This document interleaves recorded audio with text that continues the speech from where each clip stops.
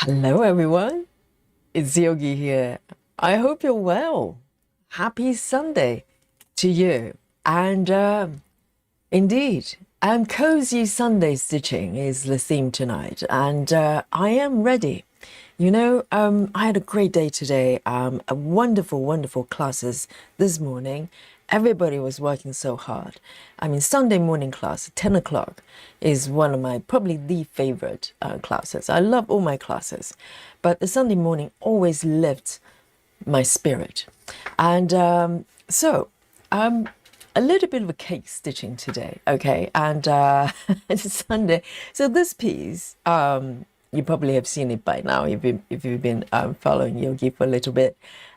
This is Aimee Stewart as well. I know yesterday was Aimee Stewart Day, and today I kind of pondered upon sort of which piece to work on. I was, going between Sleep Time and this one, and this Little Cake Shop actually won me over. And just look at the color scheme here. This is just so, cozy stitching at its best. And so this piece, let me show you what it looks like if you've never seen it before. Where have you been? This is Aimee Stewart piece. This is one of the sort of earlier pieces, and I know quite a few stitchers actually out there stitching this piece, various versions, and certainly on the social media. I can't remember when and how I discovered this piece. I think this was one of the first heaven and earth patterns I got, and so initially I got a quick stitch version, which is kind of a crop from of the center part of the pattern, and then I loved it so much I decided to go for the regular size, okay, a max color as well. So it's been really fun but sometimes challenging stitching. So this is a fairly confetti pattern, just so you know. If you're thinking about getting this piece, you can go for regular color. I'm sure it's equally beautiful, but max color is, fairly confetti. So this is my progress so far. I cannot recall which year. I suspect probably 2023 when I started stitching this piece. And this is how far I've gone at this point. Not bad, actually, because I am going to show you the percentage, okay? Let me zoom out a little bit so you get a feel of the completion area versus the uncompleted area just yet. And so I started from upper left and gradually changing sort of various stitching methods, and this is where I am today. And so let's have a look. So currently, look at the percentage on the upper left there. It's not too shabby, is it? 15%, 15.7, very close to 16. I'm not mad about it. It's quarter, well, not quite quarter, my math is terrible, but 15% is definitely a milestone. And this is max color, so 238 colors in total. And I am going to start a new sprint here. And this is going to count every single stitch I'm doing today. And at the end of every stream, I share a number with you. It's fun to do for a laugh. And sometimes it is a laugh, okay? And hopefully today, it's going to be, I'm going to be doing well today. So let's come back to the fabric here. And hello everyone. I was slightly disorientated, and it's been a very busy day as well. Let's have a look. Who have I got here in the chat with me today? I'm really looking forward to the chat every day with you. Crafty Tabby is the first to report to the chat as his hello friends. Great to see you. And Lona as well. Hello, Lona. I hope you and Mom are both doing well. You have to look after yourself, okay? And being a caretaker is no joke. no joke. So definitely look after the body and the mind as well. Okay, and we have Angela as well. Angela says hello, Yogi and friends. Well done, the top three stitchers here. And Susan is also here as well. Hello, hello, and Leo Brim Hall, hello, have we met before? If not, hello to you and hello from the chat for sure. And come and join us and welcome. And we have Busy Mom as well, and Catherine, Ryan as well. And in the chat, Best Friends is back with us. And who else have we got here? Amanda and Sarah as well. Happy Sunday to you, Sarah.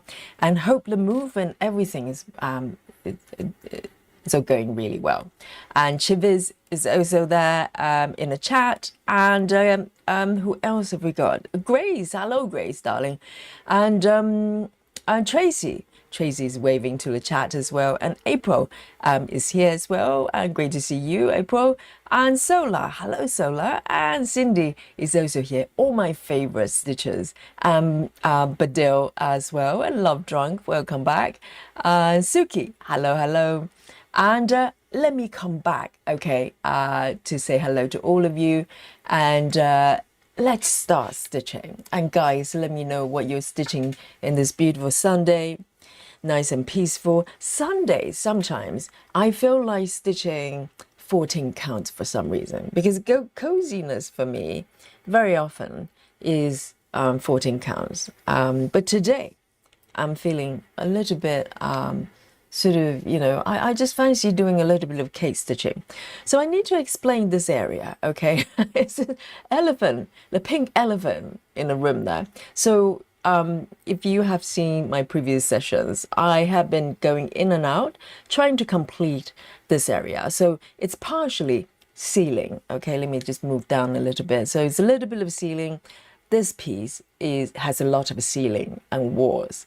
It's not boring, but we're talking about ceiling and walls. Okay, so I've been going in and out trying to complete this area, and I will continue to do so. So it depends on my mood. Sometimes I fancy a little bit of ceiling stitching, but today the focal point of today is here. I want to focus on this area, and so there's a little corner here, kind of sort of asking me to fill in a few stitches here. So I think previously I have not stitched this area for quite a while. So I'm trying to recall. I think the last time I was doing some kind of block by block parking, if you look at the part threads here. So this piece, I kind of go in and out with cross country and parking as well. But this piece, for some reason, has asked me to park quite frequently. So for this area, I think I was doing block by block parking, and this is what I've got at this point. Maybe try to do diagonal block by block stitching. So today my plan is to kind of carry on, not so much block by block. I quite fancy kind of top down parking. So I am going to pick part threads from top to bottom in that order, or maybe not necessarily, roughly, and then park as I go. It's kind of working in my head, so I'm hoping it will be working and flow quite well. So I'm not doing color completion block by block like yesterday. I'm literally just going to pick colors from top to bottom and just keep filling the stitches and park as I go. Okay, so this is my plan.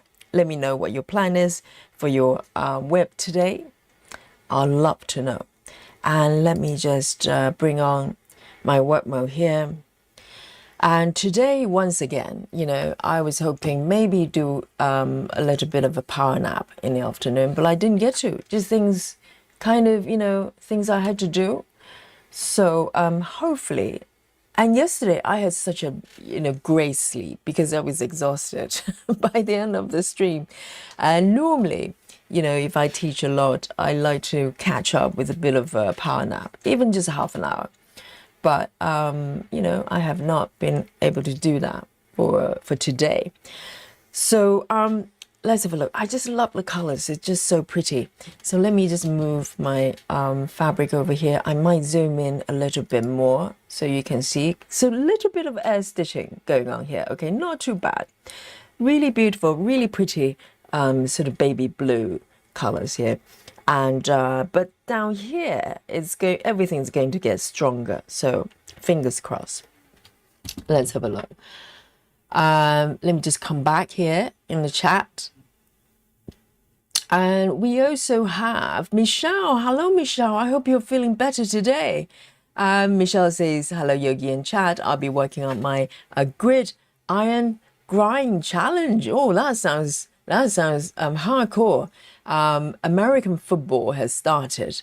Really? I thought, oh, hang on. So that was World Cup, and that was different, wasn't it? That was more not rugby. I can't tell the difference. Football, and this is American football, where they wear sort of a special gear and the helmet, right?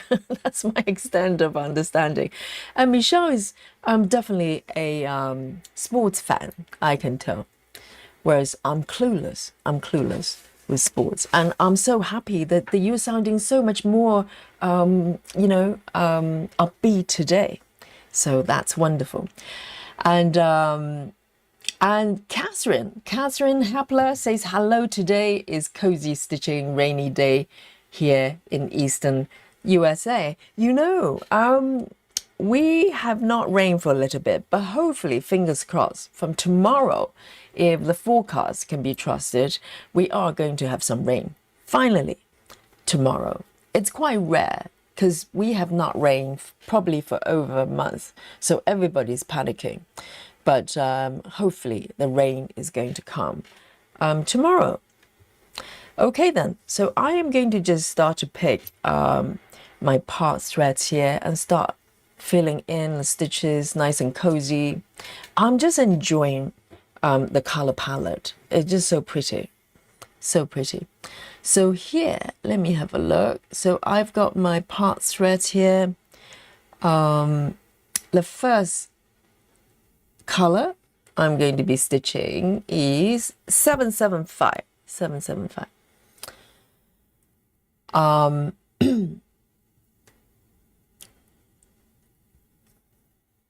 Let's have a look. And Samantha is also here waving at the chat as well. Great to see you, Samantha.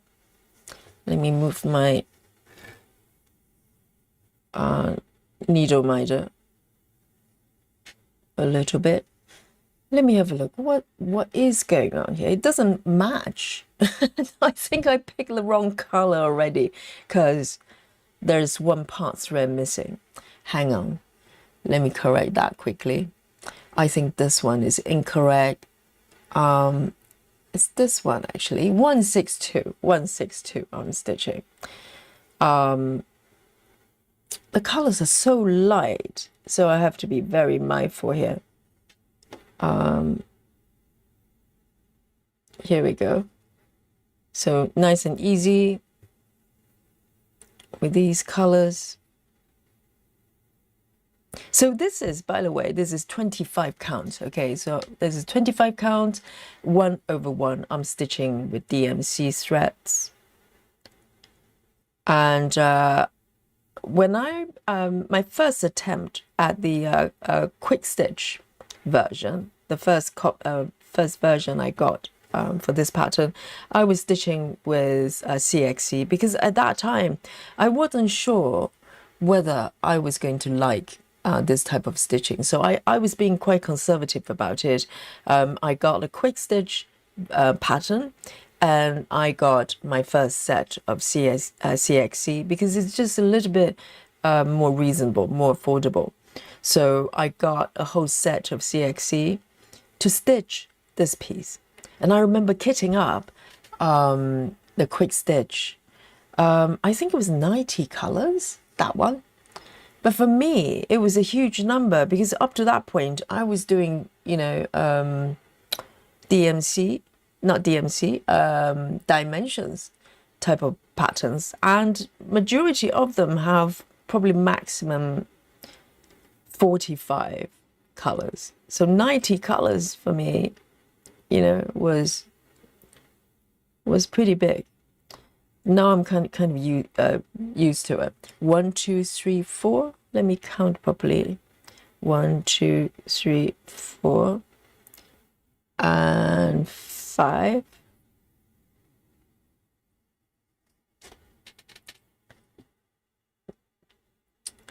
Samantha says, I wish it was raining here. Upper Michigan really needs rain. My grass is pretty crispy. So it's kind of a worldwide situation, the lack of rain. It's interesting, isn't it?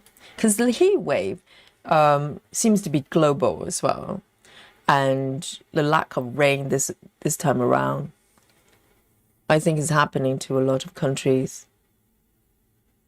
It's quite unusual because sometimes, you know, it can be very different. Oh, hang on. What is going on here? Why does it look different from my chart? So 1 stitch here, 3 stitches down here, and 1, 2, 3, 4. Okay, I've done that one. I think I probably, you know, I think I'm fudging already. Full transparency, I'm fudging, okay? It's already started. 5 minutes into the session, I'm fudging. Susan's working on a prairie schooler Christmas village. Yes, it's Christmas all the way for Susan. And Sarah is working on my grid iron grind challenge as well. Really? What is it? It sounds hardcore. It sounds like something a Hercules would do. I have no idea what it is. I bet it's exciting. Let me just do this one here. 1, 2, 1. 1, 2, 1, 2, 3, 1, 2. Hang on, I'm so confused. I don't know what I was doing last time around. The marking of the stitches are all over the place. 1, okay, let me get that properly. That one, okay. Yes. Fudging is happening. Lona says, I put in over 500 stitches this morning on old-fashioned country kitchen and then moved over to Pandemic by LDS. That's more like a sampler, isn't it? Wonderful.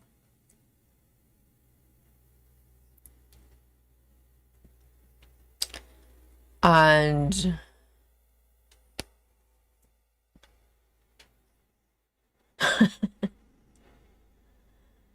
let me do these 3 little stitches.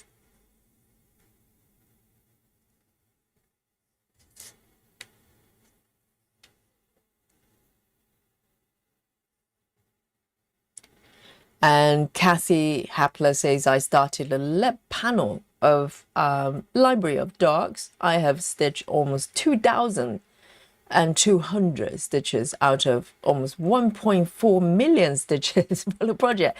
1.4 million. Are you doing a double dog?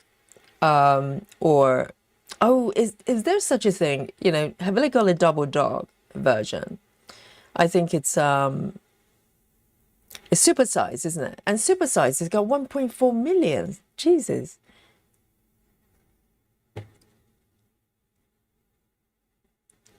I've seen a lot of whips of the cat version. I have not seen that many of the doggy version.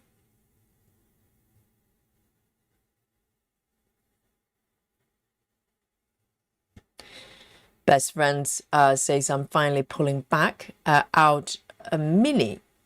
The old craft room. Yes, the one with dresses. Yes.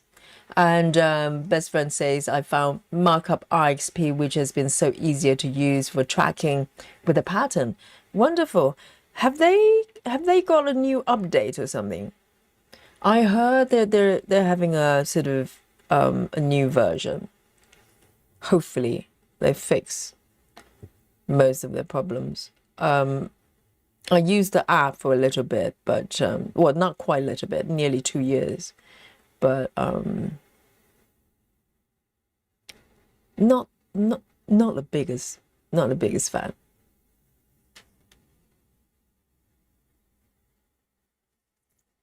But that's a beautiful piece to stitch, best friend. Busy Mom says no stitching for me at the moment. I'm in a sewing room working on some sewing projects for my craft fair. When is the craft fair? When is the fair, Busy Mom?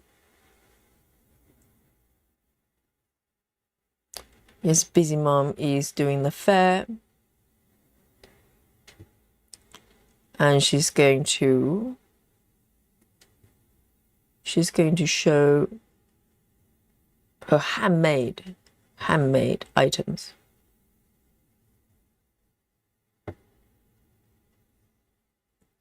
The colors are so pale. Trust me, I'm stitching, okay?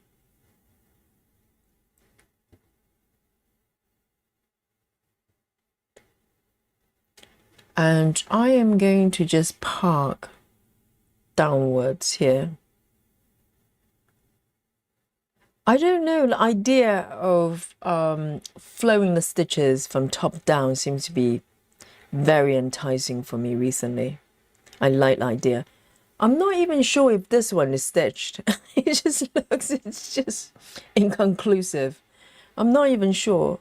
The colors are so pale. No, look at this. Pre-gridded fabric can create a lot of confusion. I'm not even sure this one is stitched, but it's unstitched at the moment.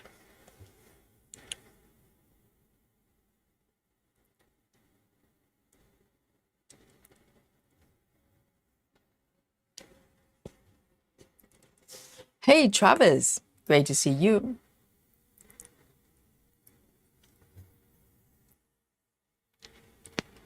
And Chivis says, I'm currently having a very late breakfast lunch.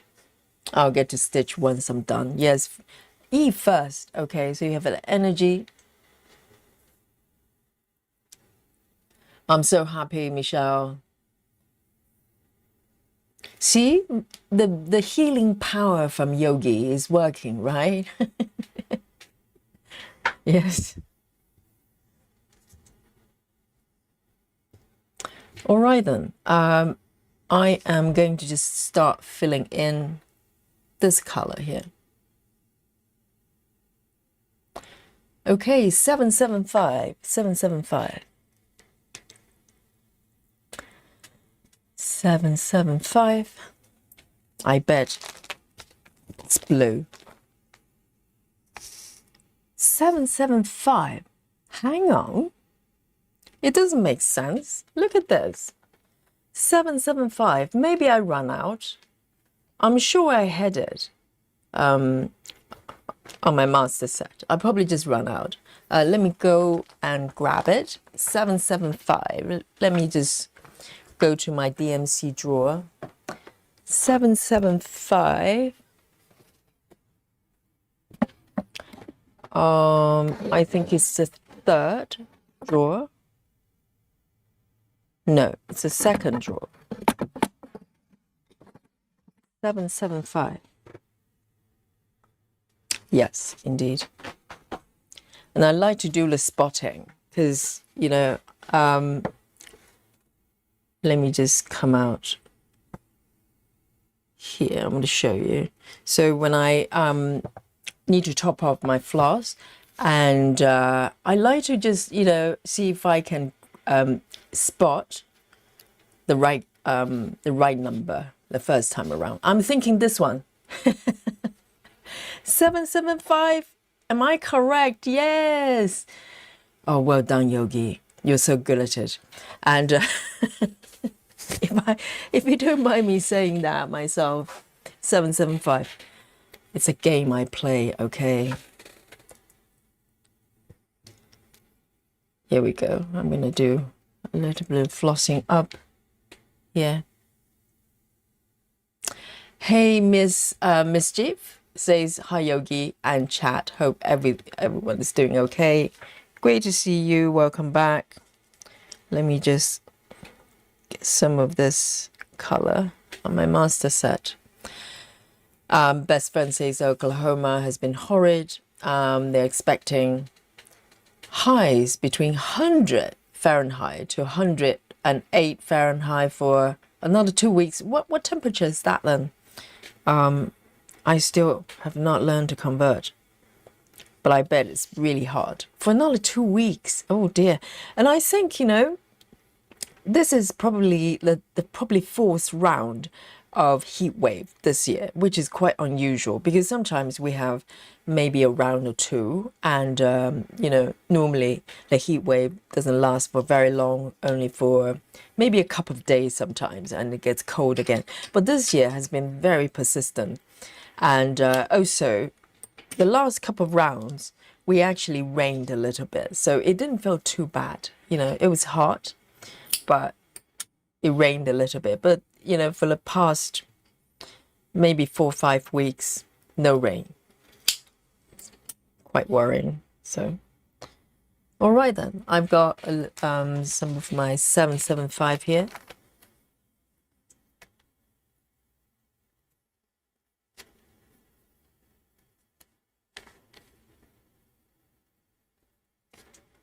There you go.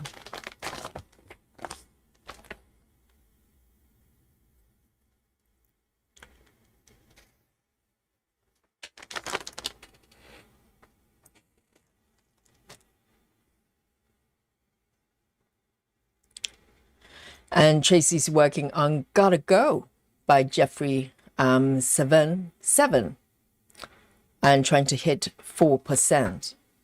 I'd love to see what it looks like. Interesting title. Rachel Morton, hello. Rachel says, hi everyone, I've been very tired this weekend. Another stressful week into no resolution of the issue. And I'm hoping it's been dropping at this point. I'm going to try to do some jogging.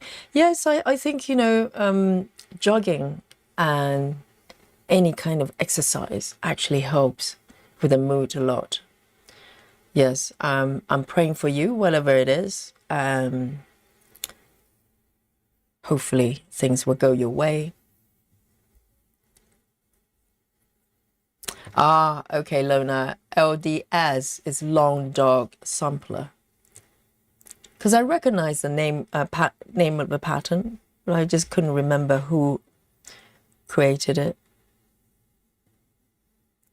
So I'm going to fill in this block here.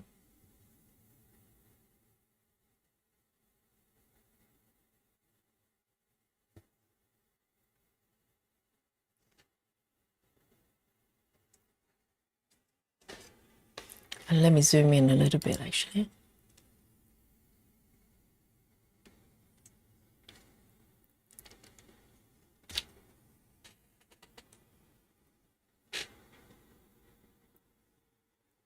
Sarah says, I'm doing 10 stitches for each point. My football team scores on one whip, as well as an opponent hits.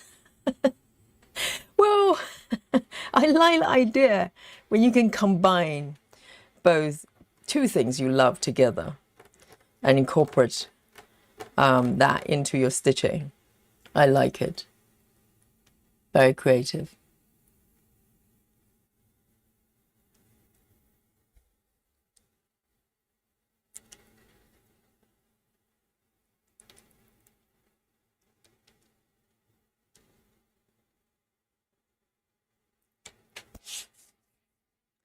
And Catherine says, markup is getting a new huge update very soon in testing. So what new features do you think? Or I think, you know, the app itself has got a lot going on as it is.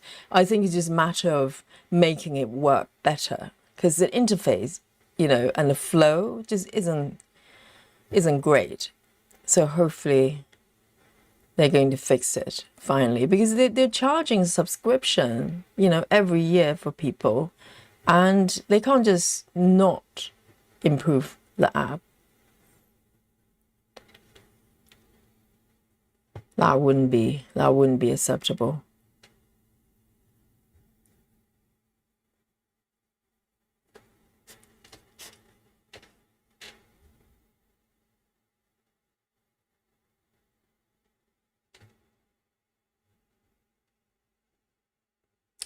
Busy Mom, are you talking about New Start?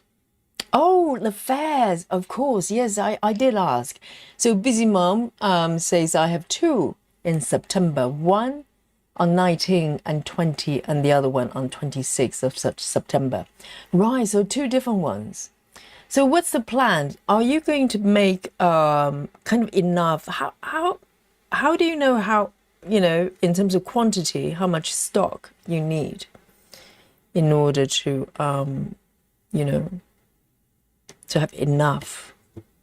That's a lot of work, isn't it?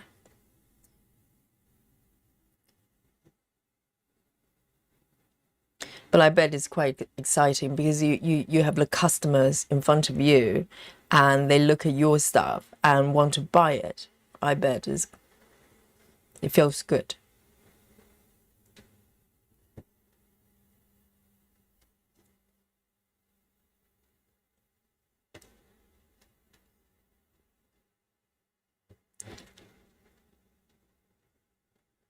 I love these colors. It's so pretty.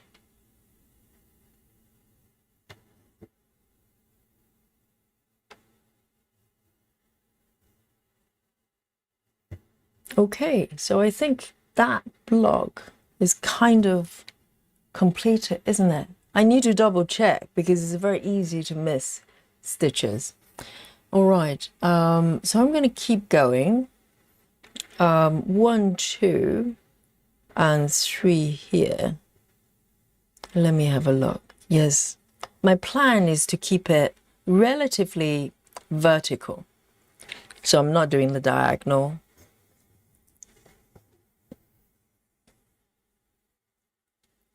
But Dale says, I worked at Love One Another. I have stitched 13,000. What? Is it 13,000 or 133,000? I can't count. Oh, wow, that's a lot. So hang on, Badell. Is this correct? Guys, have a look. Badell says, well, so basically, she started this piece in May, and she's already stitched 133,000. Really? 130? Is that correct? Did you add one extra 3 somewhere? That's a lot since May. That's like 2 months. Are you Komari, really? Confess.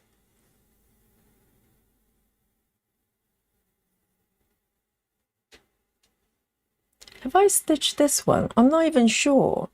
It's, it's so confusing. 1, 2, okay. I don't think that one is stitched, but it looks grey because of the border.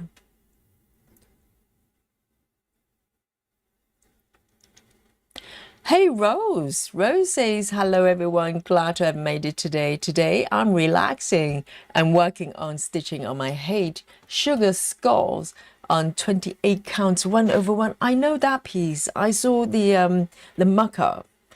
It's kind of quite stylized, isn't it? It's got skulls, clearly, but it's not scary. It's not scary. And so great to know that you have time to sit down and stitch with Yogi. Ah, so Miss Mischief is 33.78 degrees Celsius. That's very hot. That's nearly 38, isn't it? But then again, you know, in the UK, it's probably unusual to go over 30 degrees. And this year, we've gone over 37 33, well, no, 35, 36, a few occasions. So it's extremely hot. But at the same time, if you look at Europe, the continent, it's actually not that unusual for them to go above that. I remember maybe it was Italy or maybe France. It was over 40 degree. That is very, very hot.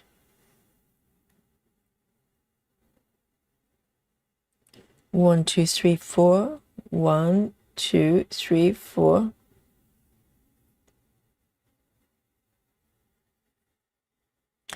Tigers is playing Minecraft again. Yes, we were talking about Minecraft. I think just yesterday or maybe a day before. I can't remember. Yes, we're talking about, you know, maybe a new update is required. And there's a concept of forever. Is it forever world or whatever it is? Basically, the idea is, if you're not familiar with Minecraft, okay, it's a computer game that you basically, the world is randomly generated, procedural generated. So when you start the game, it generates a world that's unique to you because it's random. So all the landscape and everything, it's all different every single game. And there's this concept of creating a version of the game that is permanent. Basically means, instead of starting new worlds every single time, if you don't play for a little bit, when I come back, normally I generate a new world starting from scratch. But the idea of forever world is that you commit to one version of the world and you keep playing it. Doesn't matter what updates that come along. You just keep playing it. So I tried it, didn't last very long, so it's not quite forever. Because sometimes you just want to start fresh. 1, 2, 3, 4, 5.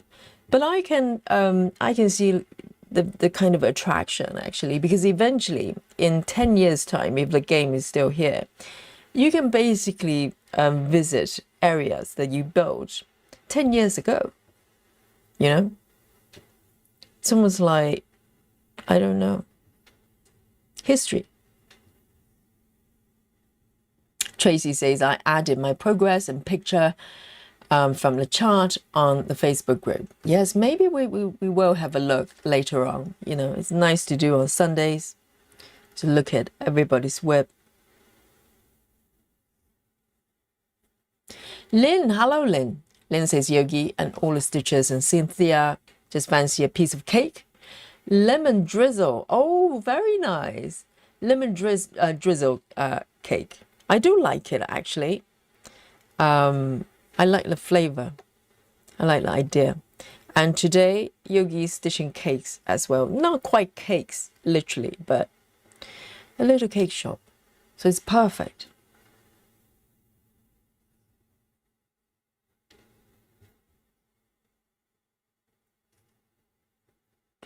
I remember maybe it was Costa, the coffee shop. Once upon a time, I don't know about now, they did a really, really delicious lemon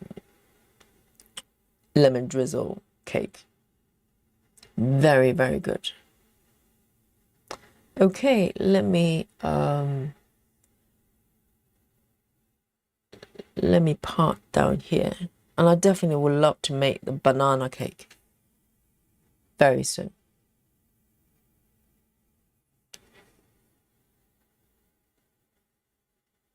Oh, I knew it, Bedell. There was one extra, one extra 3 in there somewhere. I was thinking, my God, the speed you were stitching.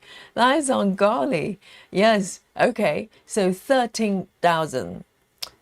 Sorry, 13,000, right? But that's still really good. 8%. 13,000 in 2 months. That's remarkable. That's very, very good. And Busy Mom referring to the fair she's going. She says it's a lot of work. I'm just making. I don't really have to say a certain amount at this time. I'm going to be selling burp, clothes, knitting bags, and project bags. Wonderful. That's so nice. Yes. But the thing is, though, I think for fairs, craft fair and stuff like that, is basically being out there so people know that you're there. So, just by people kind of passing through your booth or whatever it is, they get to know you. And eventually they might, even if they don't buy on the spot, they might come back and buy online as well. So on your Etsy shop. 1, 2, 3. Which one is this then? I don't know why it's not marked.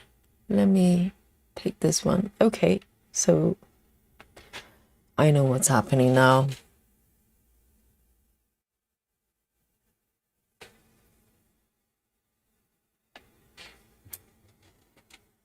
All right.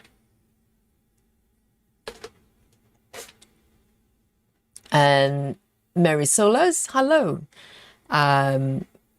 Yes, really wonderful to see you as well, Mary. Welcome back.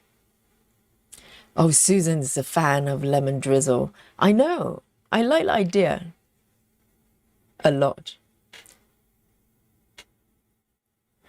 Let me do this one then. Maybe over here.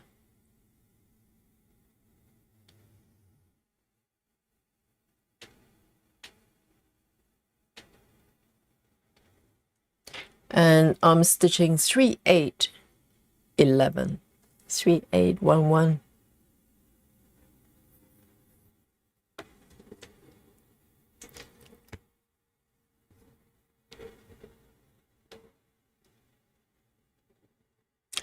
And Crimson Joy says, hello everyone. You will make me want to start working on a Hade. I bought 2 or 3 patterns from them, but I felt too intimidated. Do not be intimidated. It's only 1 stitch at a time. 1 stitch at a time. And I think if you're new to full coverage, just pick a sort of stitching method and just start stitching. Do not worry.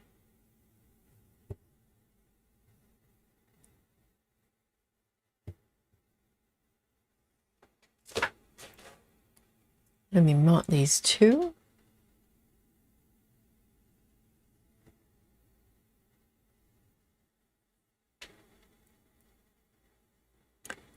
Samantha says, now you got me craving lemon bars. I know when it's done well, it's so delicious because you have that, tartness of the lemon and the sweetness of the cakes. It's gorgeous. I bet Samantha can probably just whip up a lemon drizzle cake in no time.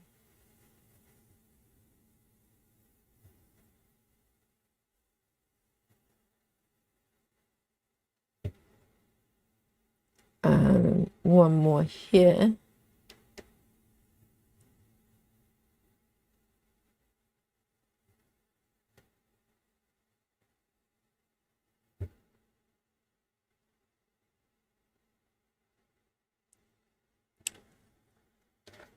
But I think cakes are relatively easier to bake comparing to bread, right? Because bread is a little bit unpredictable, but cakes, most of the time, it comes out pretty decent. But Dale says I'm very slow stitcher. Well, that doesn't sound slow at all. 8% in 2 months. I mean, if you want to, talk about slow stitching, look at this. This is slow stitching. This is, the whole lot that you saw was since 2023. So 4 years, 3 years, nearly 4 years.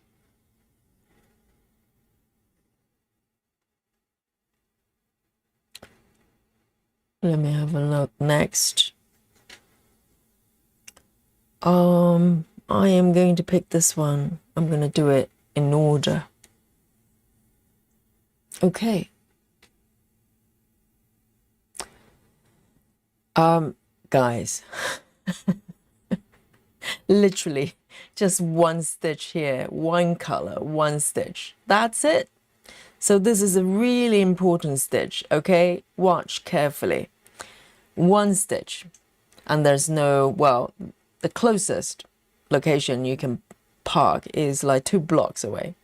So literally just one stitch here. The defining stitch. 316. 316.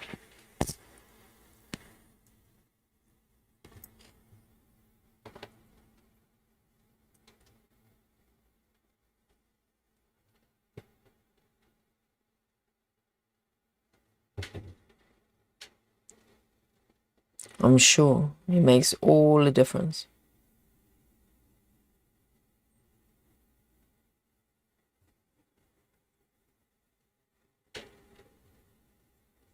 I'll probably park actually. 1, 2. There you go.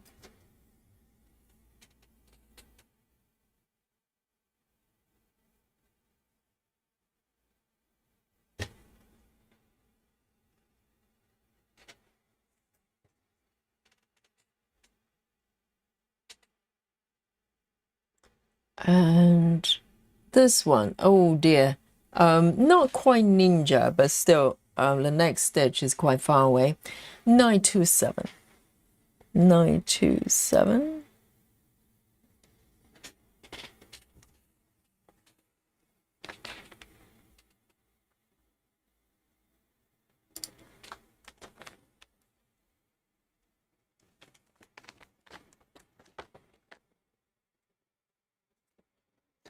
Nine, 2, 7.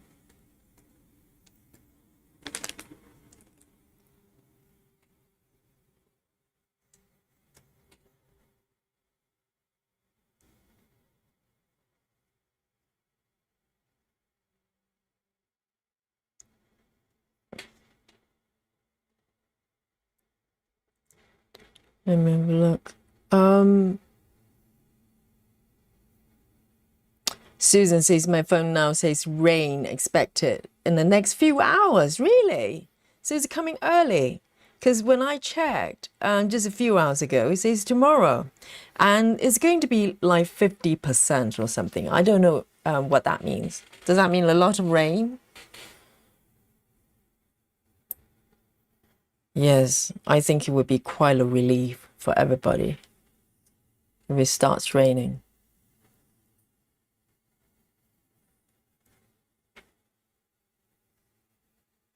Alexander says, might not stitch today. Downstairs. I can't. Who's downstairs? Oh, you mean your stitching stuff is downstairs, and you can't be bothered to get out of bed. Have you just got up? Is it morning where you are?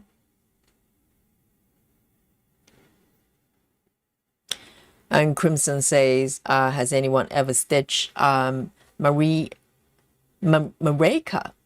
kits? I think I know what you mean.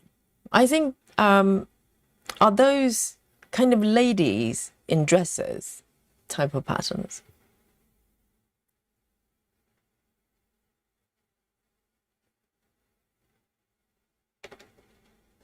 Just one stitch.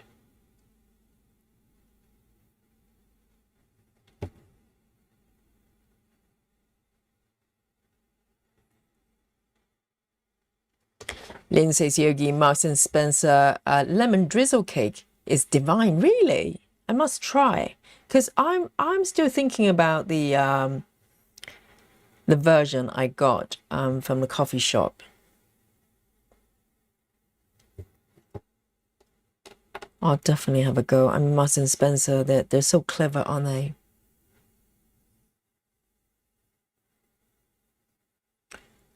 And the thing is, I find tomatoes. For instance, if I get tomatoes from Sainsbury's, for instance, a lot of times they're quite tasteless. You know, tomatoes, they look really pretty, but when you taste the tomatoes, it just doesn't taste like anything. It's slightly watery, you know it's tomatoes, but Marks and Spencer tomatoes actually taste like tomatoes. I know it sounds strange, but a lot of veggies, sometimes they look really beautiful, but no flavor whatsoever.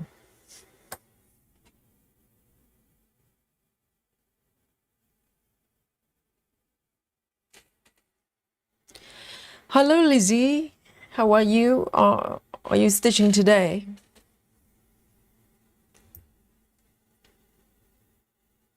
Oh, Amanda knows. Is it called Marika? Marika Kids. I'll probably butcher that one. But I've seen stitchers doing those on a regular basis. I think it's quite popular. It's a little bit intimidating for me. And also, I don't really stitch people, so it's kind of off my menu. But it's interesting to look at. 1, 2, 3. 1, 2, 3. And 1, 2, 3. There's one more here.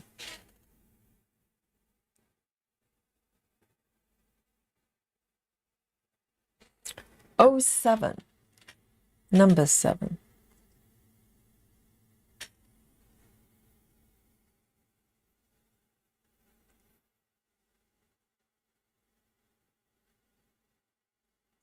Lizzie says get the ones in the vine. They have flavor. Not necessarily. If you buy those from Marston's, not Sainsbury's, for instance, they're not very tasty. They look nice, but Marks and Spencer, they're really good. You can really taste tomatoes.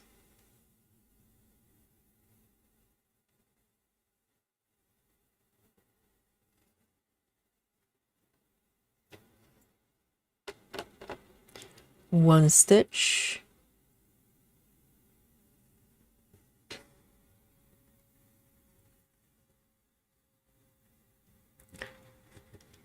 Well, take it easy, Lizzie.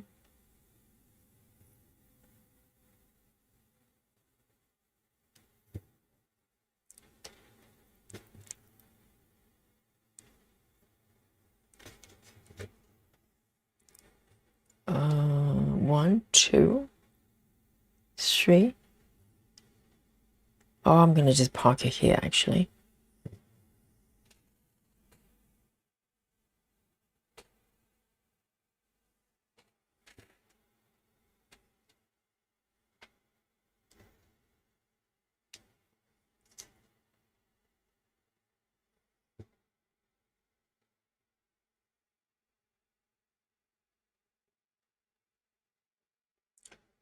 And this one's one stitch as well.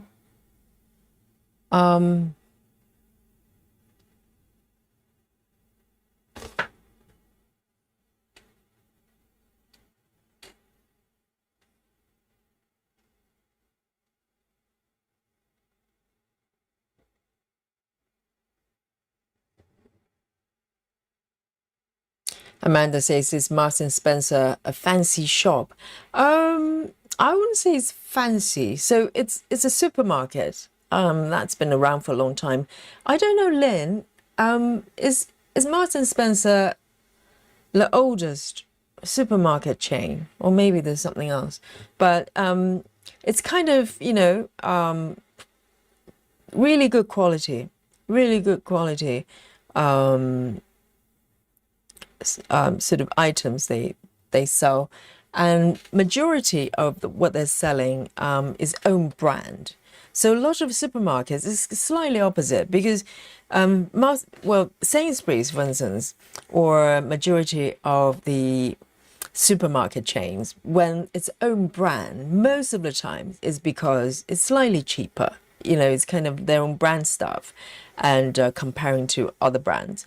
But Marks and Spencer's pretty much, I would say, maybe 90% of what they're selling is Marks and Spencer branded items.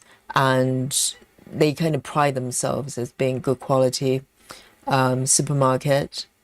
And I wouldn't say they're more expensive. It's kind of got the perception of being more expensive, but I don't think they are. I think Waitrose is probably most expensive, and the quality isn't as good as Marks and Spencer, my opinion. Because most of the times I would compare fresh ingredients in terms of prices versus quality. And I think, you know, Waitrose sometimes can be quite disappointing.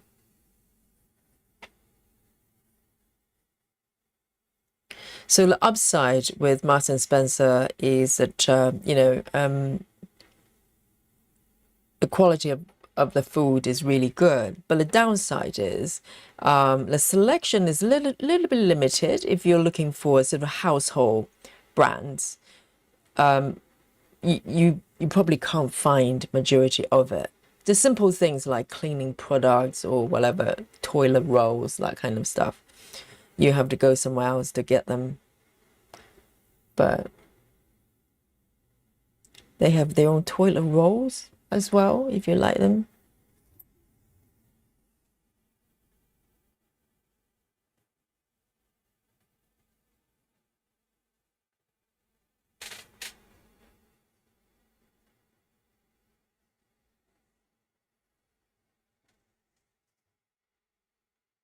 Lizzie says, I think it's more expensive than Waitrose. I think Waitrose is a little bit inflated. Everything just a little bit more at Waitrose.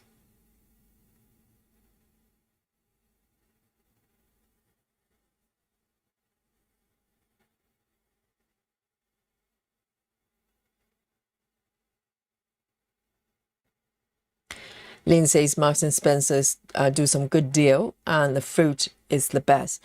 I definitely noticed the difference. Even bananas are tastier from Marks and Spencer. They probably have different places they get their fresh ingredients from.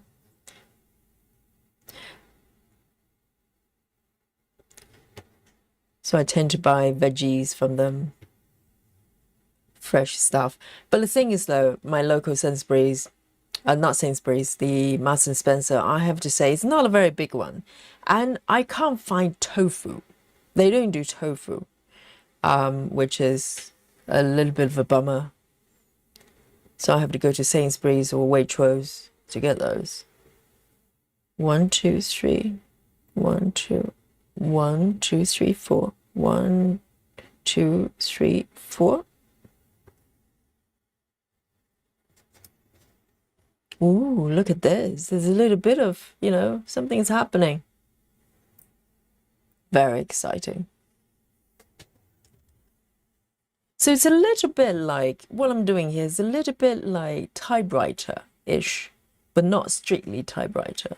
So I'm trying to establish kind of, you know, this horizontal line there.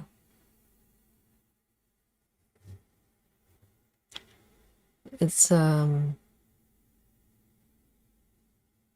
me have a look. 1, 2, 3, 4. I've got this one.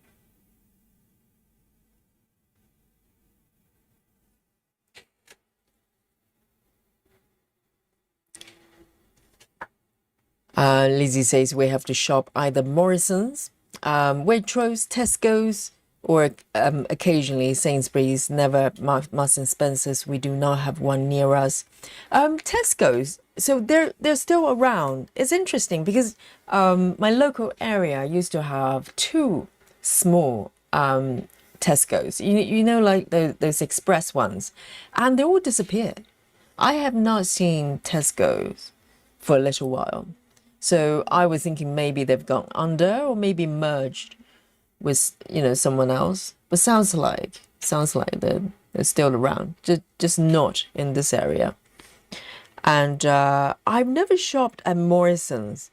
I never, I don't know, maybe they're not that common in London. And I'm trying to think. Via Amazon, you could shop for Morrison, but I'm not that familiar with Morrison's.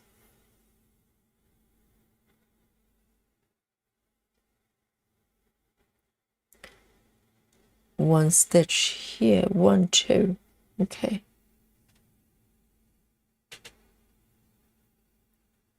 All right, 162.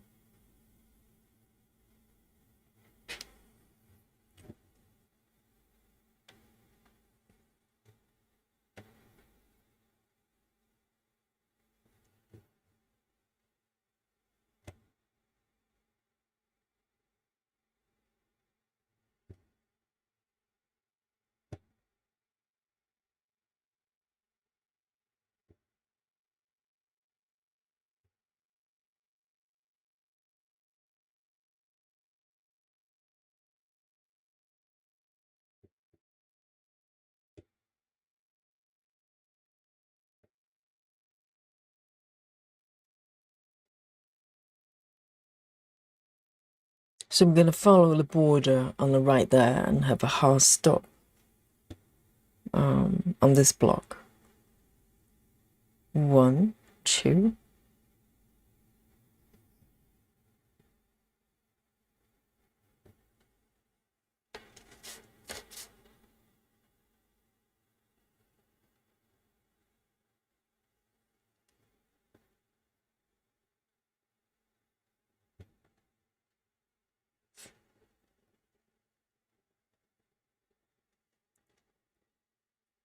One, 2.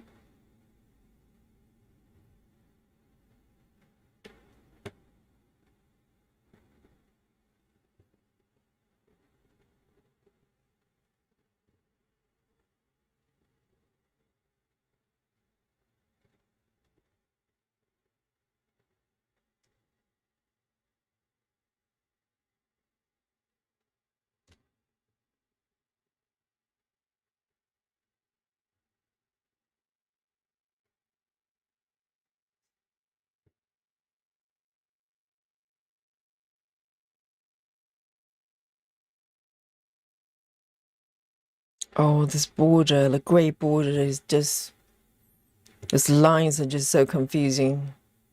I keep mistaking them as stitches.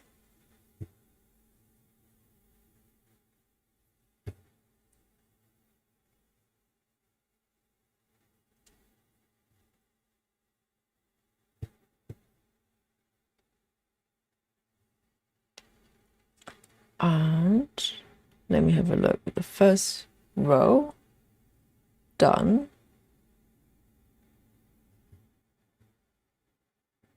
The colors are so light.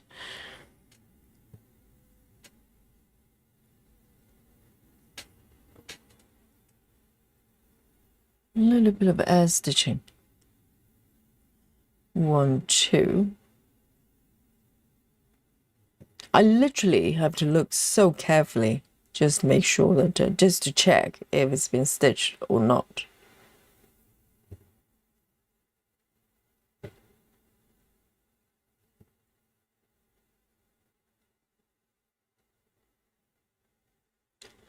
Alexander says, I'm so bad at counting for gridding.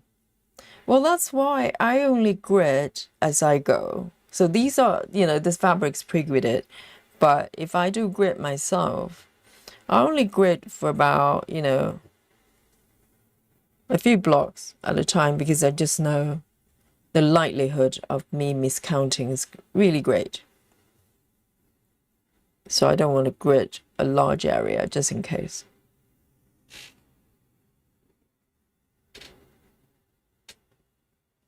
Where am I? here.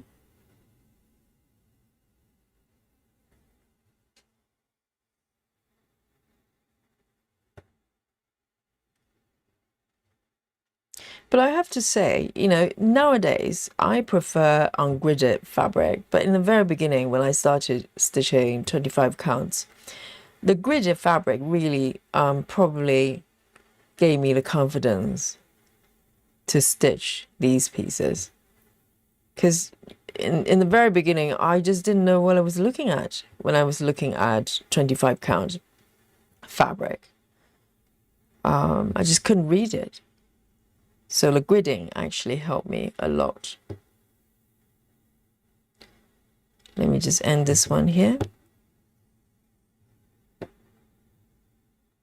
I like this. I like the vertical parking. I like it.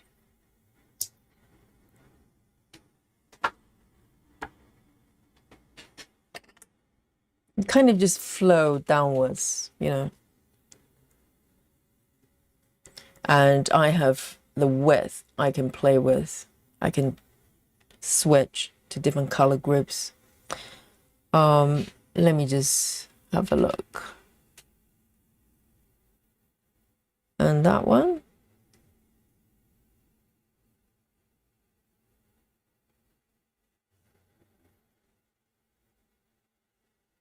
Lizzie says, I have no trouble with grey borders. I just count the holes, and if I do think it's a stitch, I just run the point of my needle across it, and if it moves slightly stitched, yeah, that's probably a good idea. But the thing is though, like these ones, I could, you know, if I move my needles, let me zoom in, okay, just to demonstrate Lizzie's method. So I'm just looking at the screen here.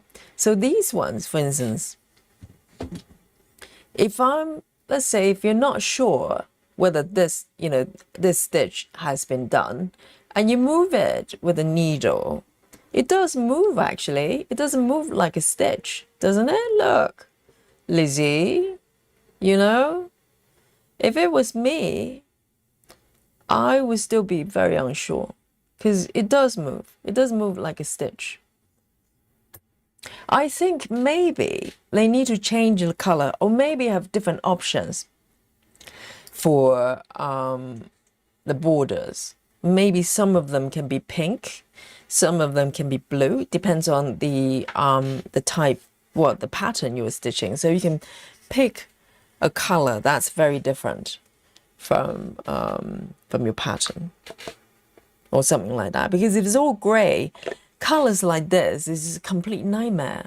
Literally, I cannot tell whether it's been stitched. Let me just have a sip of my coffee. And they can probably do that. They can probably have different color variations. I can't, you know, imagine why they couldn't. All right, let me pick this one. Lizzie says scratching sound and it's not stitched. So you listen to it. Hang on, Lizzie. So what's scratching sound? But, well, I suppose I can't tell the difference.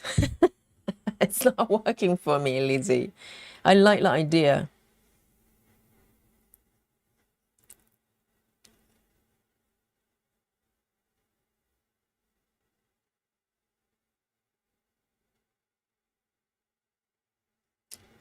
Colleen says to Bedell, because Bedell miscounted. Well, not miscounted.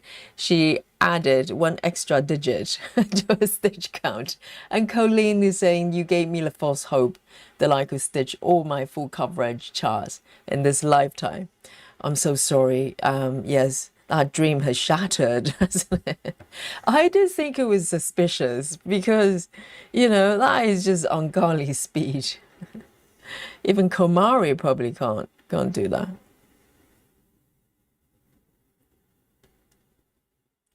You know, Komari is the gold standard for fast stitching.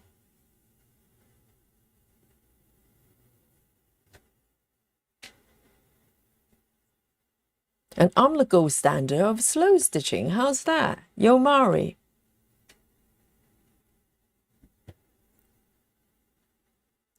One, two.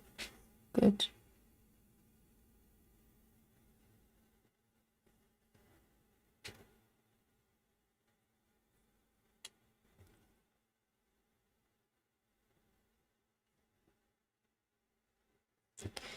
And yesterday, talking about long lives, yesterday I came across a video of a cat, because I remember the other day we are talking about the lifespan of cats, and some of them can live for a long time if they're, you know, indoor cats.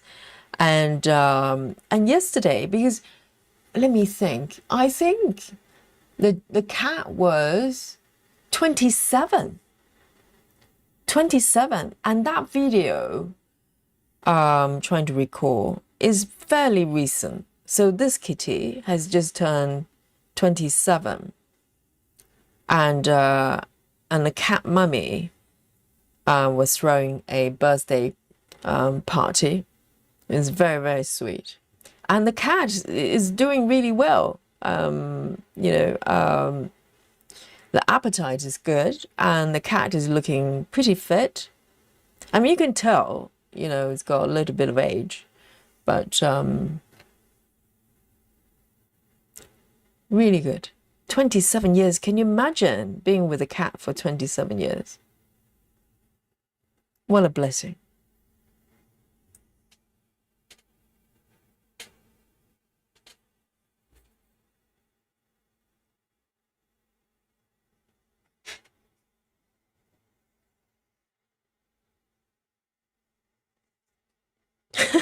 It's not ancient.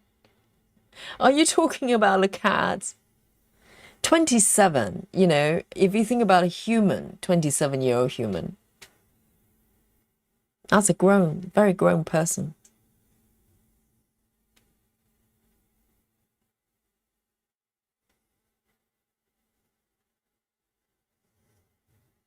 Where am I?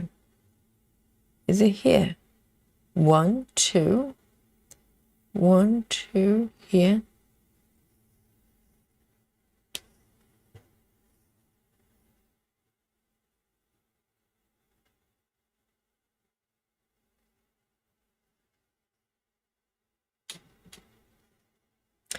Best friend says, for a cat, that's old, but for me, having an animal that long doesn't seem odd, but mostly because I have birds. Oh, yes, you know, some birds, they live for long, outlive human beings, like parrots and stuff like that. So what happens if a bird outlives the owner? Do you pass it over to someone else? That's a problem, isn't it? Yes, birds. I wonder why birds have such a long lifespan.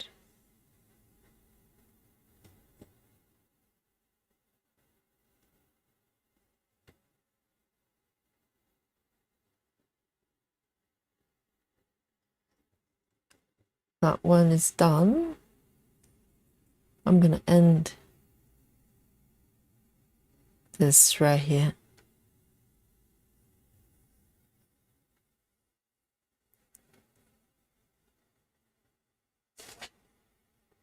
Lizzie says, for a cat, that's over 100. That's pretty cool, isn't it? And a cat has got a great appetite and still looking good. That's tremendous. 775. But I think gradually, this is where we're going as well. Because if you just think about, you know, people in their 70s or 80s nowadays, they look so much younger than maybe previous generations. So the lifespan is getting longer, and the health span as well. I think people just stay fit longer. You know, better food, better life. People just look after themselves a bit better.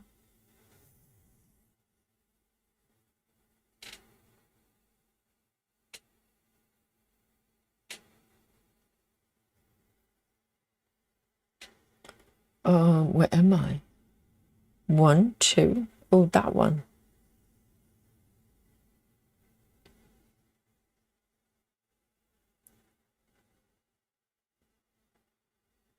Samantha says, I have 2 cats. That's 12. One is 6.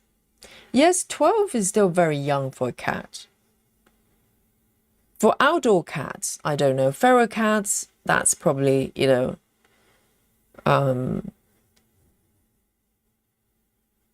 different.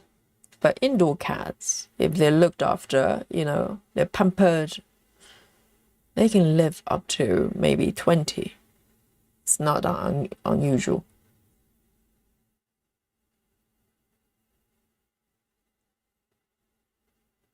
I'm going to park it here.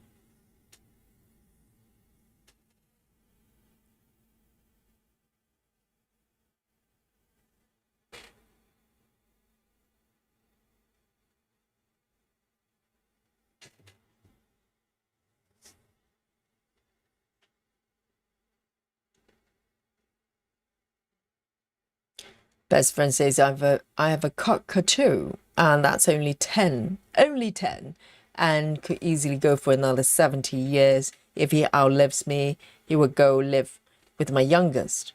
Right, so it's, you literally need to have a plan for them, don't you?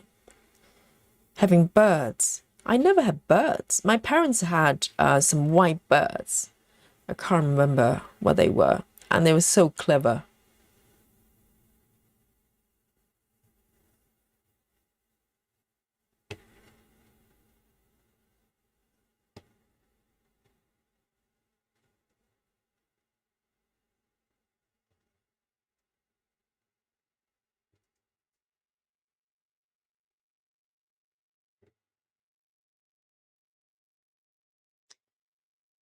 But I quite fancy the idea of having a bird that can actually speak, learn human speech as well.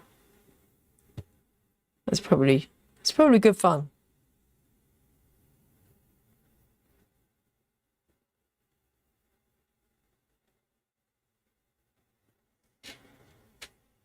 There's something happening here.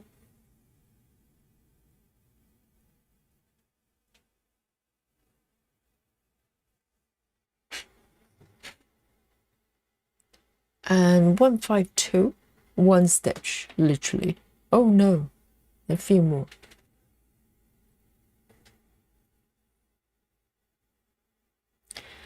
Lizzie says, I have 3 cats. One is 17, one is about 15, 16, and the other one's 8 to 9 years old. Amazing.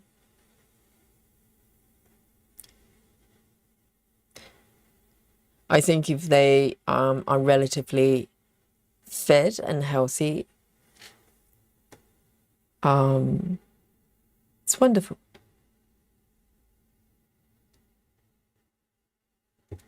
I'm going to end this color.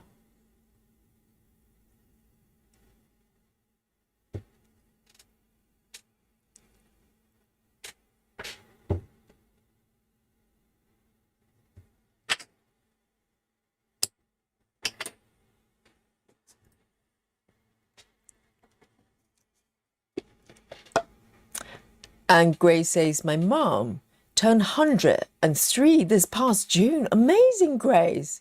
Amazing, Grace. And Grace says she's in very good health. She's in wheelchair now due to her legs being very weak and can't use a walker anymore. Wow, amazing. 103.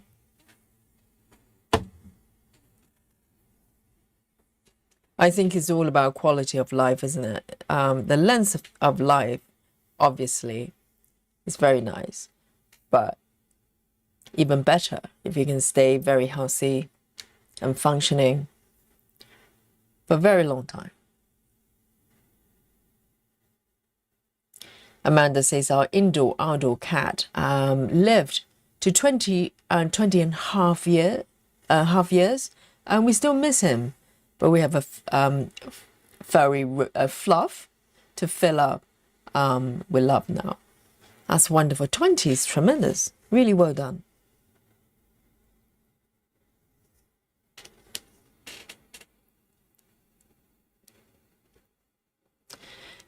But I think, you know, for us, even 20 years is just not long enough. We just want them to be around forever.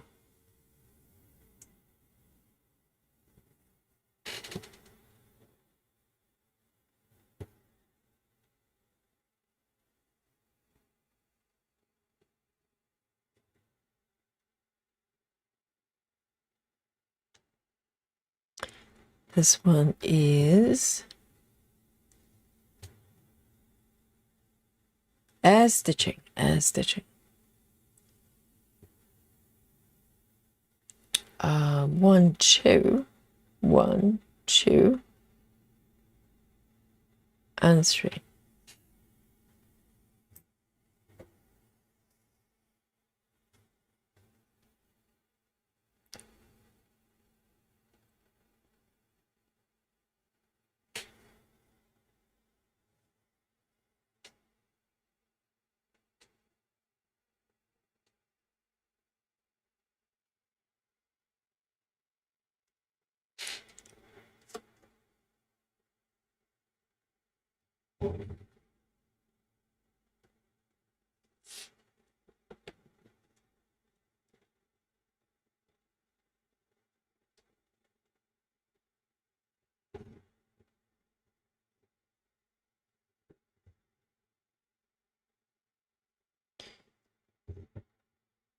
And with the birds, you know, like parrots, kind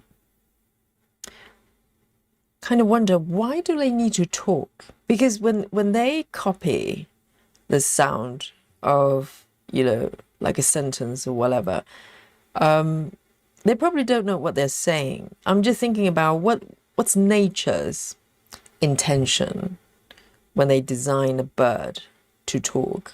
What would be the purpose? And why would, you know, birds want to talk?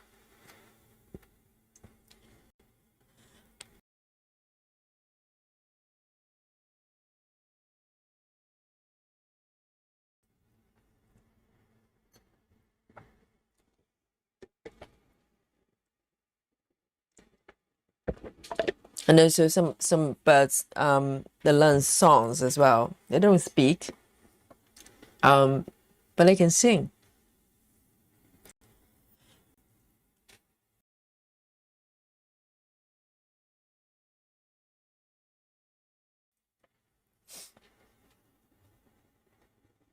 And you kind of wonder what would be the purpose of that. So 2 stitches here.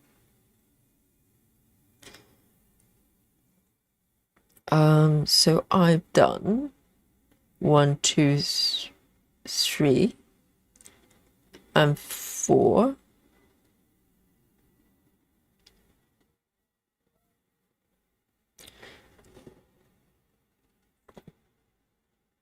One, two, three, 4.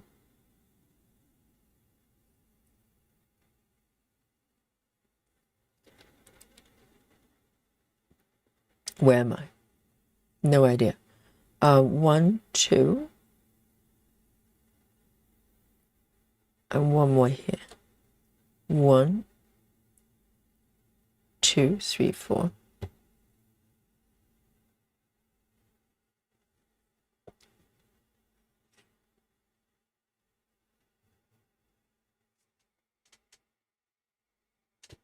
Fidel says I participated in a competition with my dog this weekend. I'm tired of these days, so I think I'm going to bed now.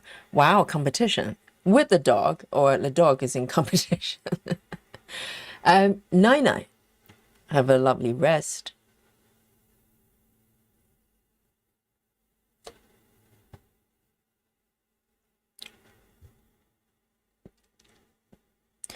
Best friend says survival mimic predators and such to keep themselves safe. Really?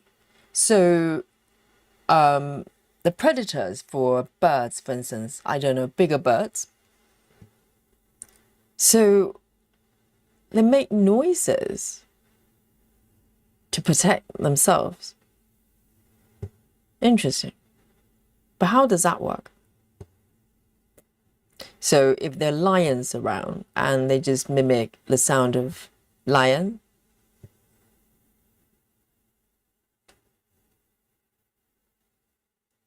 so maybe the lions think they're lions as well. Bird-looking lion.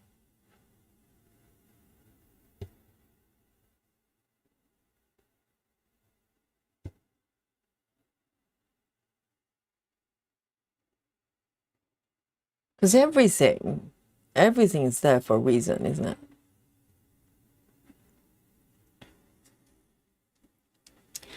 Tracy says my kitty is 16 or 17. He was a rescue, so we can only estimate by what the vet said when we brought him in for a visit.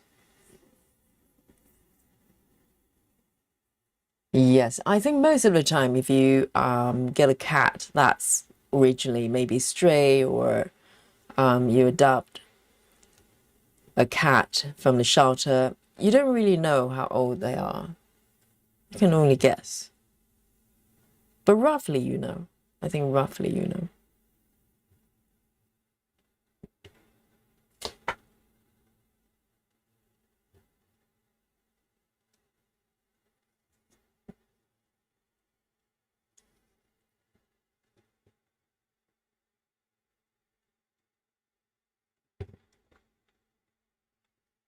One, two, three.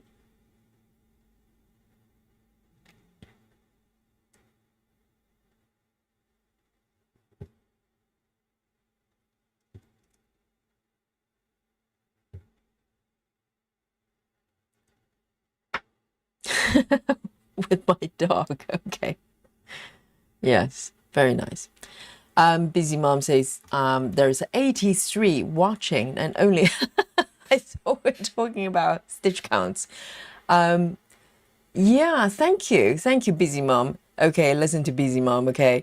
Busy Mom says there's 83 watching and only 16 likes. Oh, outrageous. Hit that like button. Okay, this is my YouTuber bit that I've done for you. Thank you, Busy Mom. Smash that like button. Like and subscribe. Oh, I need to do that.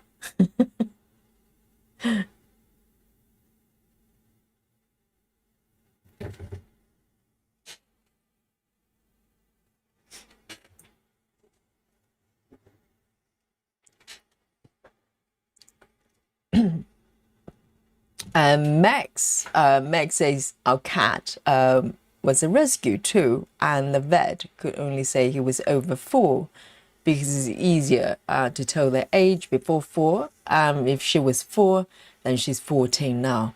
Oh, right. So past a certain age, it becomes harder. I think when you're fully grown, it's a little bit harder to tell. Wow, 14. Could be older, right? Monique, hello. Welcome. And Monique says fell asleep and took a nap. Well, power nap is great. And it does wonder. I feel like a new person if I sleep for like a half an hour or an hour. I feel great.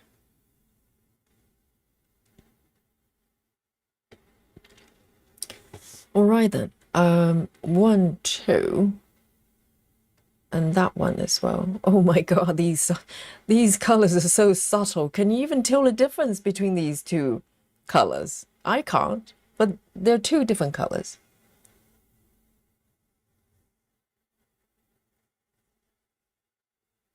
All right, let me see if I can do this one.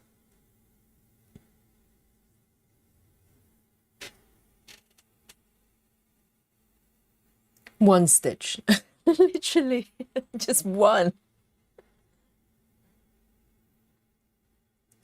And Kelly says, sorry, Kelly M99 says, sorry, I was lurking. Thank you for the reminder.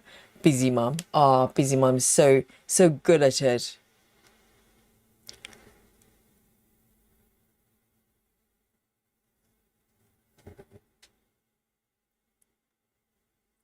I just don't remember to say it ever.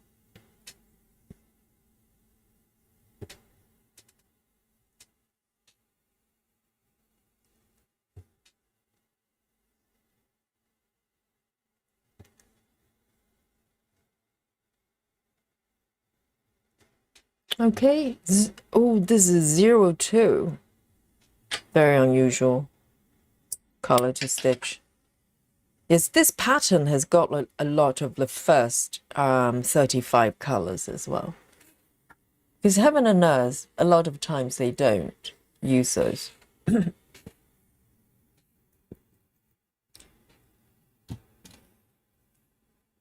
Alexander says, quick banana break for me. Well done. Yes, I had a banana just before the stream as well. Because, you know, when the weather is really hot, I'm struggling to find food I want to eat. And I've been eating a lot of salad, but I'm kind of slightly done with salad. 3326. Oh, you know that another food, because recently I've been really into bananas. You're probably aware of it. But there's another food, okay, I'm really into at the moment. Do you want to guess? Guys, chat, do you want to guess? My new favorite food alongside with bananas. We're not eating them together, okay, but have a guess. The new craving. 3326. 3326.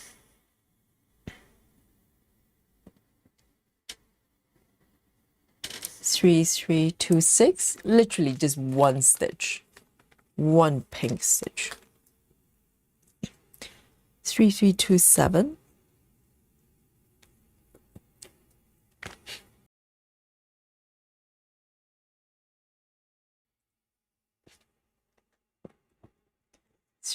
Oh, 3326.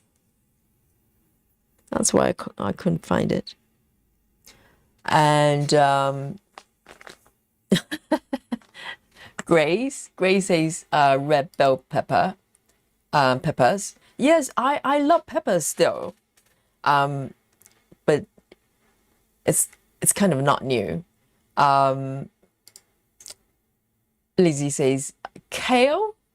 Well, kale is an old favorite, but this is a new favorite. Watermelon. Well, I've done watermelon. I had a lot of watermelon the last few weeks.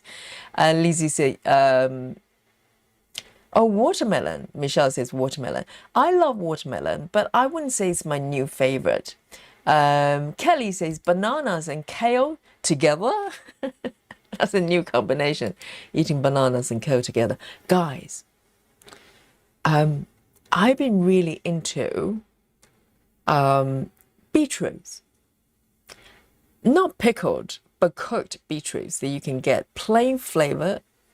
And beetroots has got natural kind of slight kind of sweetness anyway.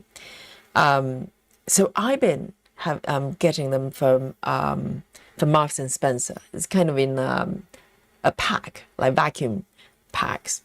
And I just love them. I love them. I've been putting them in my salad, in everything for the last few days. It's my favorite, new favorite. Where am I here? Why can't I find it? 1, 2. Why does it look like this? Okay. Oh, once again, I'm getting confused. This stitch is not done yet. Just one stitch.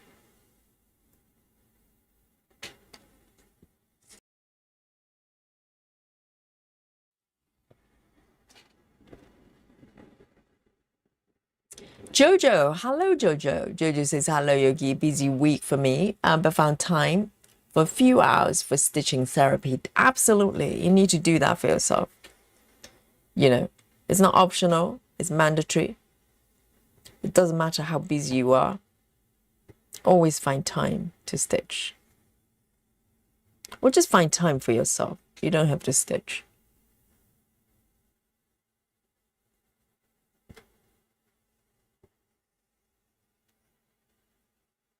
Samantha says, are the bananas and kale blended in a smoothie? I've already revealed the answer. Okay, it's beetroot. And I just crave for that slightly kind of grassy kind of taste. Oh, so good. And the salad, very, very nice.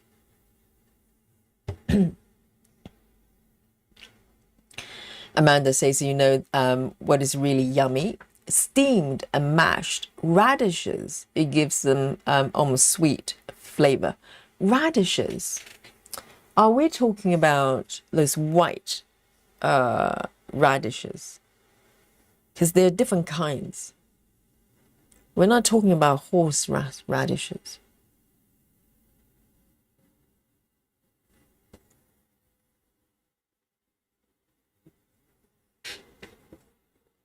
I like cauliflower mash. Really, really tasty. Okay, one stitch. 3326.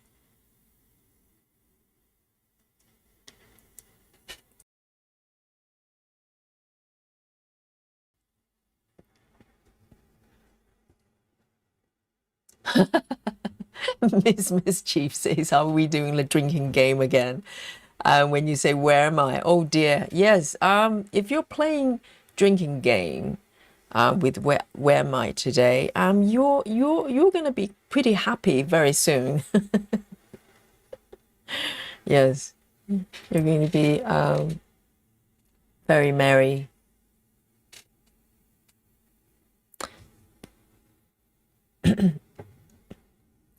Okay, this one. Because this is kind of, you know, air stitching really. I'm not stitching white, but very close. Very close.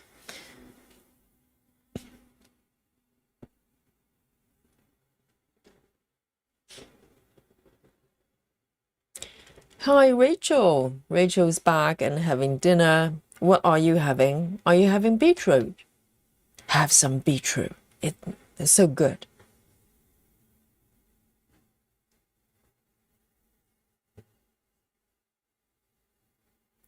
Kelly says, are you turning into a farm animal?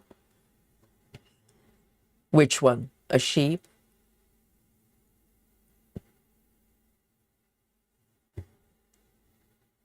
So are sheep and goats, are they related?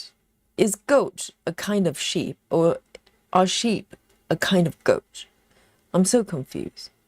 They look a little bit similar. For my eyes, I'm not well versed in farm animals. One, okay. Skip one, two. Is this correct? Let me count. 1, 2, 3, 4. Yeah. All right. I mean, this area is very busy with rats, you can tell.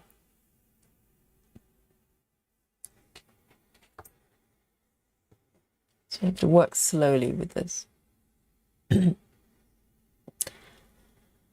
And Samantha says, I've tried roasting radishes in the oven before. I think it's probably a nice vegetables, sort of radishes that they're quite nice to roast. I mean, any kind of vegetables that's kind of on a slightly harder side, they're great candidates for roasting. You know, carrots, root vegetables, potatoes. Oh, Amanda, so you're talking about horseradishes. Really? I've never had them cooked. You know, those pink little radishes. I always have them raw in salads. I don't think I ever tried to cook them. Maybe I have. Most of the times, I think I have them raw and crunchy. All right, here. So let me have a look. I'm gonna go for 162. 162. 162, where are you?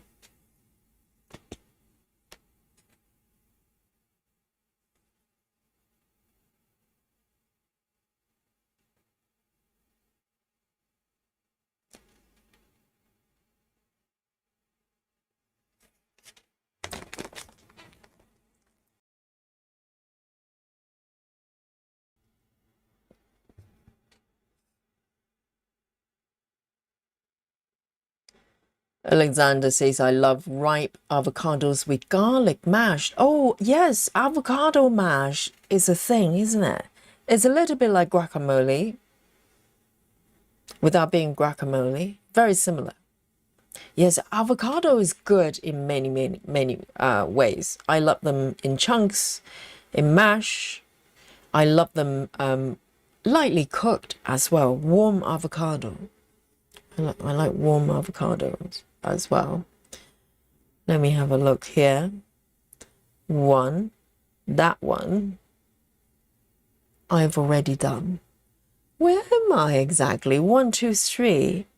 1, 2, 3. So that one is done.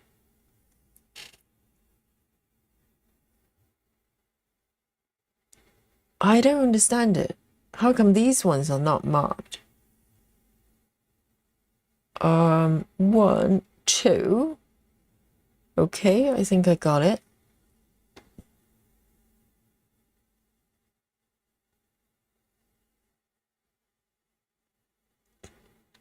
Rachel says, I'm having chicken, Brussels sprouts, lettuce, and kale with a little ranch. Oh, meat and 2 veg, maybe 3 veggies. Very nice. And kale as well. Susan, are you listening? Ginny, where are you? Learn from Rachel, okay? Eat kale.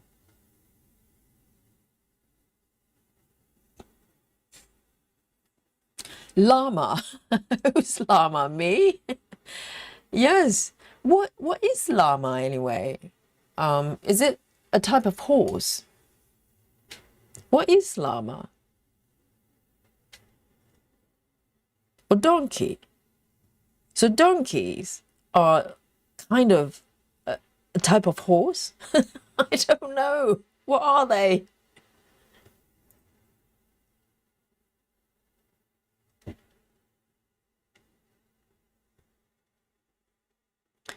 Grace says, I'm now eating radishes and orange bell pepper. Oh, lovely. They're both nice. I need to get some radishes as well. I haven't had radishes for a long time. But I love peppers. Not the green ones for salad. Green ones I tend to maybe saute in stir fries. But eating raw, I love the orange ones, yellow ones, red ones. They're all good. So juicy. So good.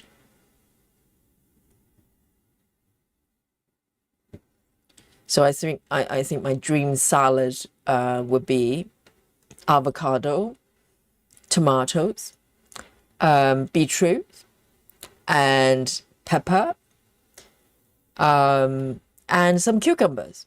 Oh, and some carrots as well, raw carrots. Yes, happy to eat that every day.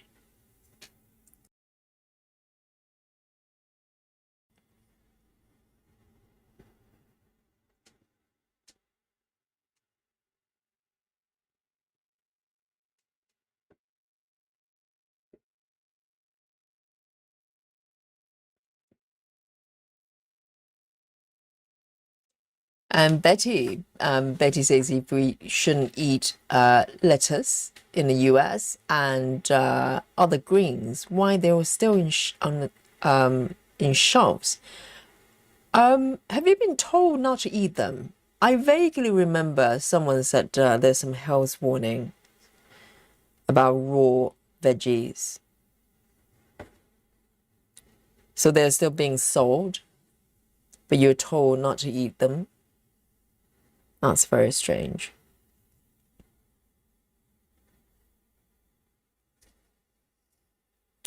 Rachel says, I think if you wash the lettuce, it should be fine. You can get vegetable cleaning spray. I have some. But what about those salad bags, you know, those pre-washed ones? Are they not good? You can just buy the whole lettuce and just wash them yourself.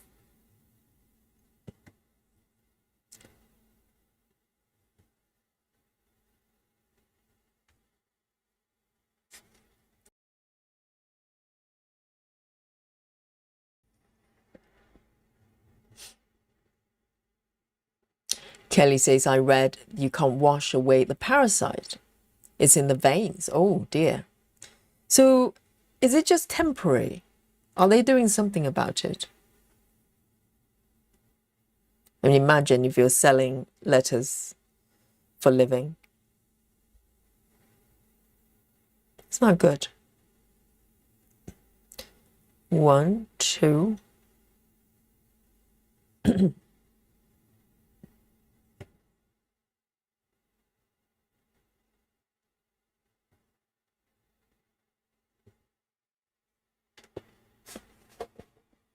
Oh, there you go. Lizzie doesn't like radishes.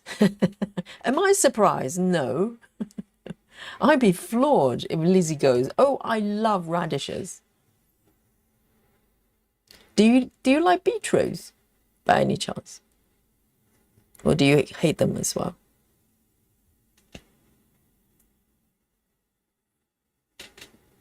Yes, radishes are too spicy. No, well, that's precisely why you eat radishes, because they have that kick. It's a little bit like wasabi, isn't it? And that's why you want to eat them.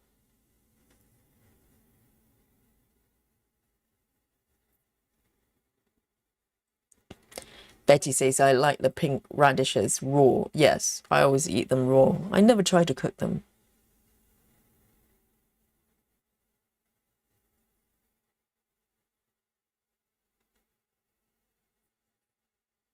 But the thing is, though, if you steam horseradishes, wouldn't you lose that spiciness? Because I eat radishes for the spiciness. It's like racket, you know, racket leaves. If you eat them raw, it's really tasty. But if you cook racket leaves, it just turn into like a mush. Has no flavor, very little.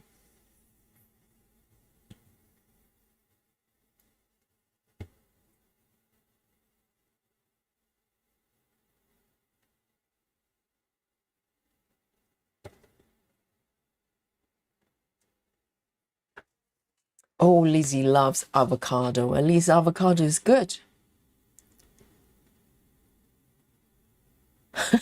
Drink. Did I say where am I again? Sincere apologies, okay? If our stitchers get very, very drunk tonight, it's my fault. Drink. That is Kelly. Isn't that Father Ted? Drink. I remember that. I can't remember the name of the father. The one is always drunk. Oh, I love Father Ted. Drink.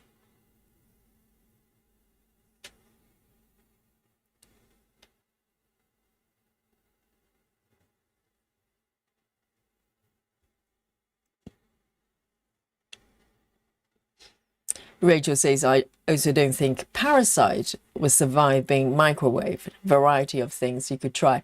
Well, I think if, you know, microwaving can practically kill all the nutrient, I think it will probably kill the parasite. Just saying. Samantha says, I was trying, I'm going to have to try this drinking game one night when I'm not working. Yes, and you can probably get feedback from Natty. Okay, Natty played the other night. And I think it was our marathon night, wasn't it? And she had like 14 shots, which is kind of, you know, lower than I thought. I'm pretty sure I probably said it More than that, at least 20 times.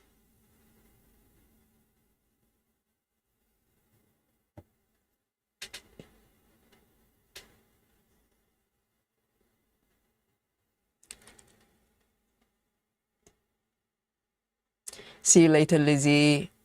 Sweet dreams.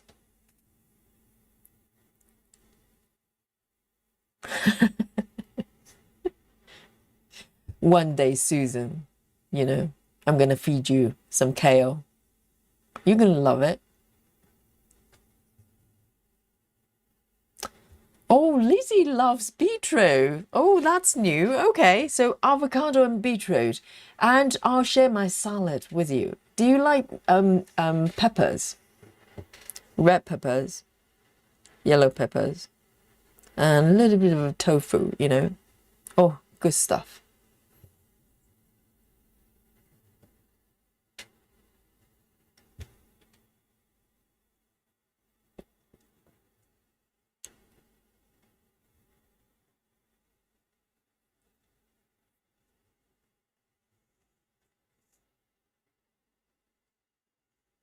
One, two, three,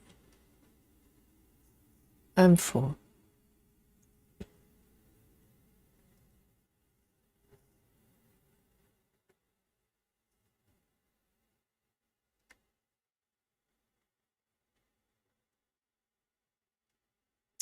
And Christina Frederick says they isolated to a farm in Mexico and Taylor Farms. Oh, so it's coming from a particular source. So it's not just randomly everywhere. Dear, oh dear. So they probably use something they shouldn't be using. And Kelly says, my husband worked for Taylor Farms. It was a mix of suppliers for restaurants and used and bagged. Okay, so pre-packaged. Right. So maybe just by cutting off that supply for a while, you should be fine afterwards, hopefully. Because I love lettuce. I eat tons and tons of lettuce. Normally, if I have a salad, yes, I forgot to mention lettuce, of course. Iceberg lettuce is normally the base of my salad. And I have to say, Mr. Yogi is slightly bored of the lettuce. I can literally just have tons, like an entire bowl of iceberg lettuce. I'm not bored. I love the flavor.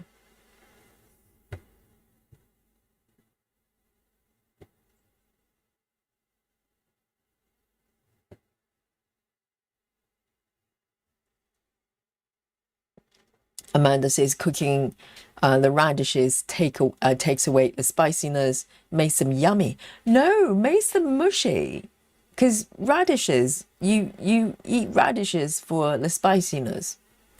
Ruby Rose says, I just roasted a large pan of roasted vegetables, mushrooms, onions, peppers, carrots, zucchini, and sweet potatoes. Oh, that sounds like ratatouille type of roast. I think veggies are so good, aren't they? It's so easy. You just need to chop them up, put them in the oven, a little bit of garlic maybe, and olive oil, and just pop it in the oven for 20 minutes. You have a great meal.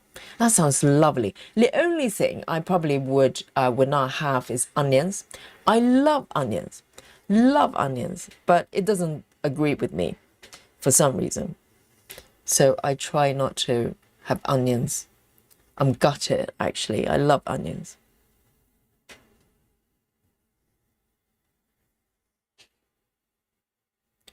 But that sounds delicious. And what seasoning have you got for them? A little bit of sea salt, a little bit of garlic, and maybe some herbs, you know. A little bit of not coriander. I'll probably use parsley.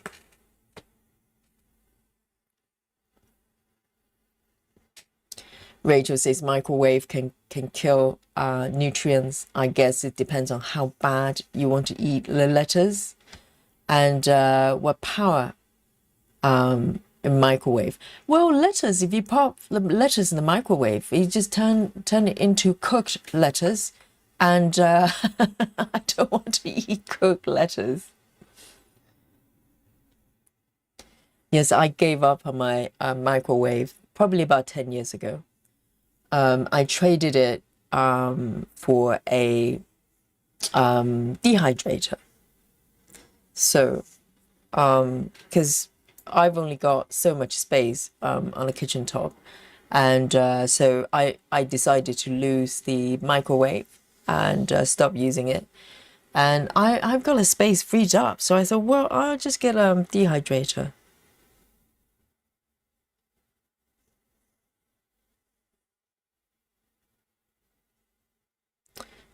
Where am I here?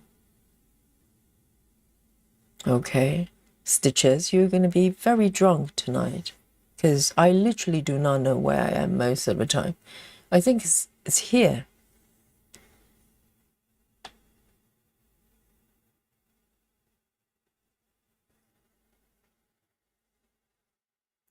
Samantha says no shots for me. Samantha sounds more like a wine girl, aren't you? And I was as well, mostly drinking wine. And I love sparkling wine as well.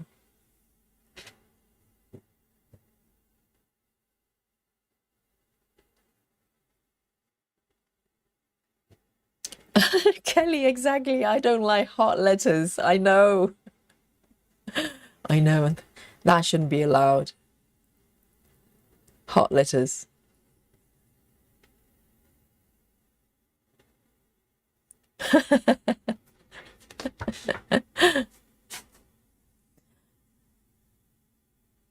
Oh, good, Lizzie. So I can share my salad with you.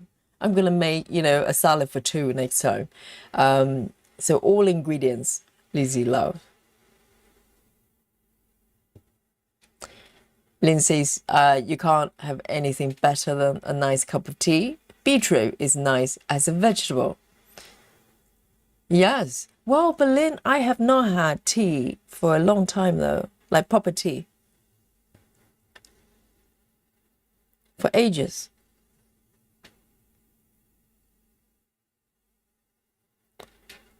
Let me have a look over here.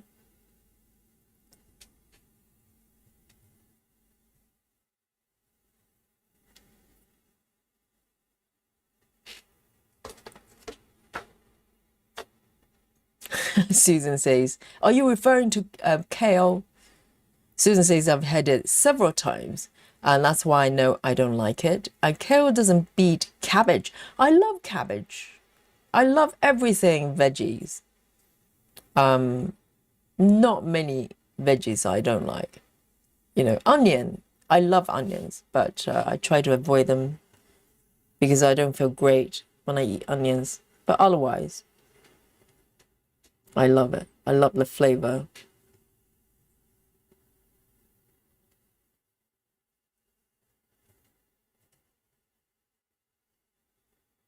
Janine, hello, Janine. There you are. Are you stitching today? Or maybe you're at work. No, it's Sunday. It's Sunday. And Samantha says, my daughter requested roasted cauliflower with paprika. Oh, very nice. Chili powder and onion powder, garlic powder, cumin. Well, all of them go so well with cauliflower.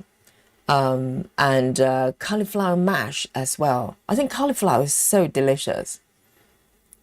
I actually prefer cauliflower than broccolis because they're kind of similar, but not quite. So versatile. Kelly says my nephew and his wife and children are stuck in Maui waiting out the hurricane. Wow, that's very scary. Maui is like it's New Zealand, isn't it?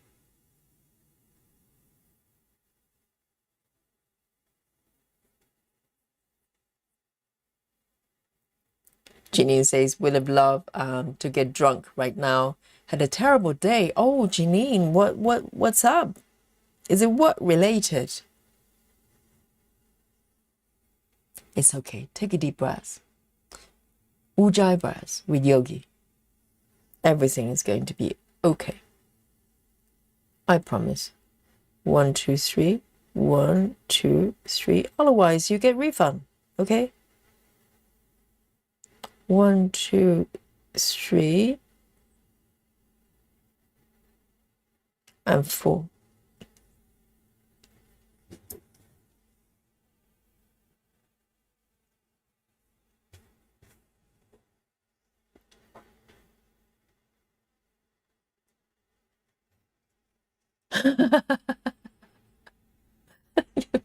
Miss Chief says, going to have to do a speed run to a liquor shop, a liquor store. I'm going to run. I know. I'm not helping, am I? Yes. But I literally do not know where I am tonight. Roughly. So this bit is slightly challenging to stitch. But beautiful colors. I love this baby blue, but it's just, you can't see anything.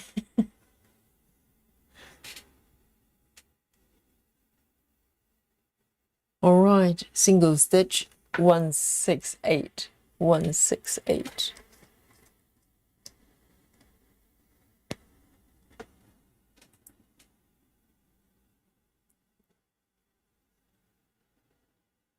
Samantha says, wine gives me headache. I like mixed drinks or margaritas. Oh, wow. But mixed drinks are very dangerous. It's a little bit like a cocktail because it's so delicious to drink, a margarita or a cosmopolitan, but most of the time it's very strong. I think wine generally is about 15, 16%. I think cocktails can be a lot stronger.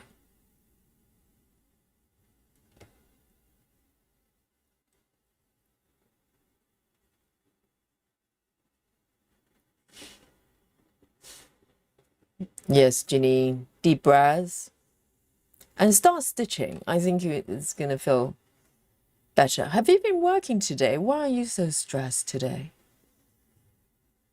Just slow down. Slow down.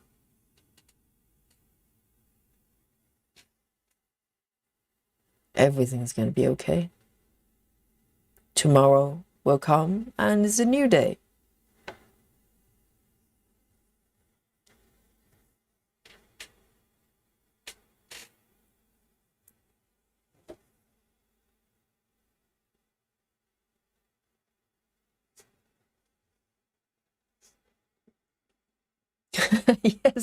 Yes, whip out the library of cats. Yes, it would distract you completely.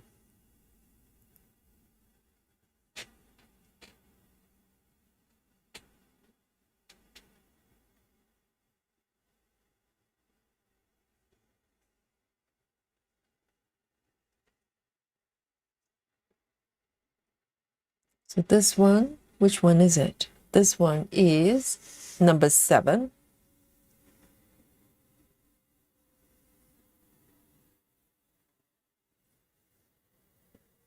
Kelly says it's okay to get white on your stitching. Just add characters. I think it's kind of a it's a little bit like coffee stains on your books, isn't it? And years later, when you flip through the pages and see the coffee stain, maybe, just maybe, you remember how that happened. So it's part of the memory. So stains as well, I'm sure, on the fabric, because it kind of reminds you of the day when you get your chocolate stain on the fabric.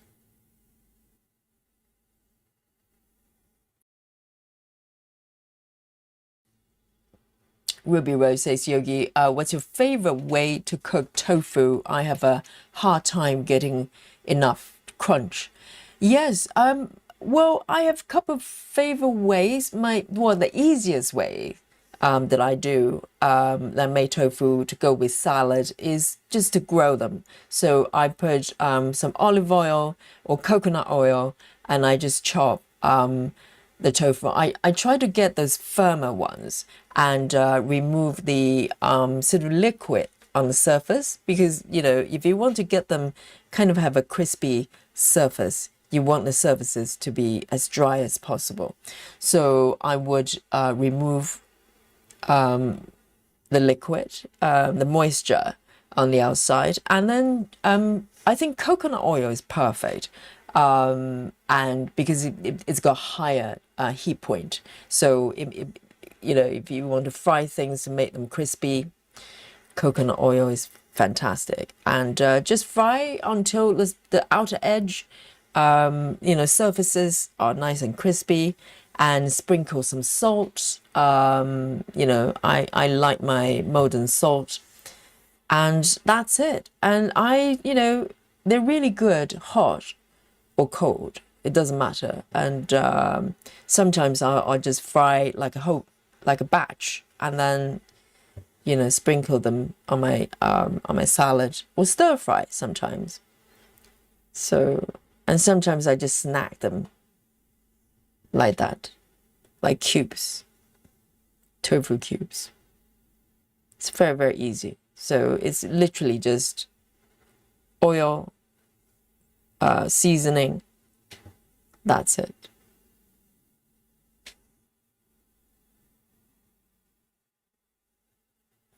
Because day to day, I'm actually quite lazy, and Mr. Yogi as well. Most of the times we live on salads, big salads. We're not talking about like small salad. We have salads with a lot of stuff on it, and stir fries. that's pretty much. And occasionally we put something in the oven if we have time, but most of the times we're kind of juggling the timetable, so don't always have proper kind of sit down meal time. Oh, Maui is in Hawaii. Okay, sorry about that. Yes. Drink. Yes, Kelly. Drink. I can't remember the name of the father.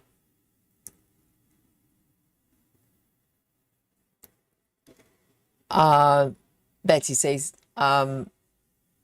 is that baby blue? 775 is my least favorite color. 775. Why? 775 is, let me have a look. 775. Which one is it? 775 is probably baby blue. Yeah, it's beautiful. Look at this. That's the one I just added on my floss card. It's gorgeous. It's baby blue.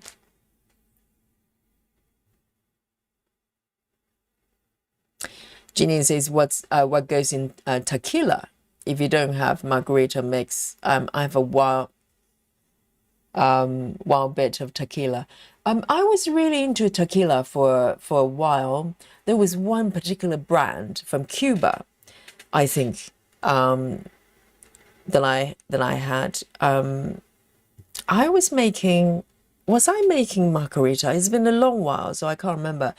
It's a cocktail, mixed drink I was making with tequila. What else can you make with tequila other than margarita? Maybe it was margarita I was making. I was really into it. And that tequila was so delicious.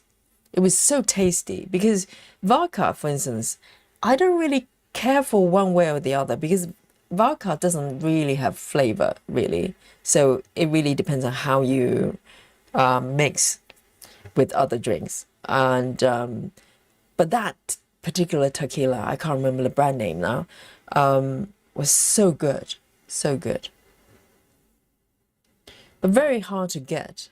I had to go to one particular of license to get it, and it was quite pricey as well. But it was worth it. It was really good.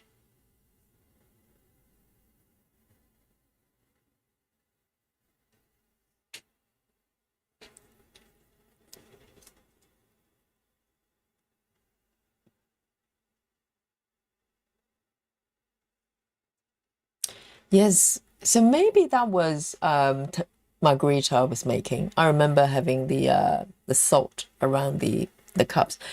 And Lynn says chocolate time. Is it chocolate time? Yes, let's do it. What time is it? Yes, it's way into chocolate time. Let me just do this stitch here. Thank you, Lynn, for reminding Yogi. It's teamwork, you know. And let's have a look. Let me just part this thread here so I know where to come back to. And let me zoom out a little bit. That is looking good. Something is happening. You know, there's a bit of air stitching, but something is happening. Yeah, which is always nice.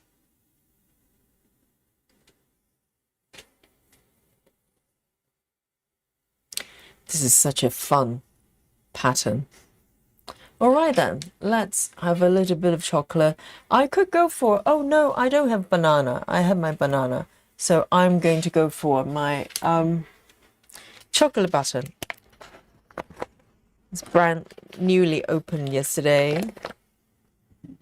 Dun dun dun, Michelle, where are you having your chocolate button as well? Bring them on. A giant chocolate button bingo with Yogi. And so this is a new pack, just to show you the inside. Ooh, look at that. Yes, sincere apologies if you don't have the chocolate button. I'm gonna eat for you, okay? Just let me know.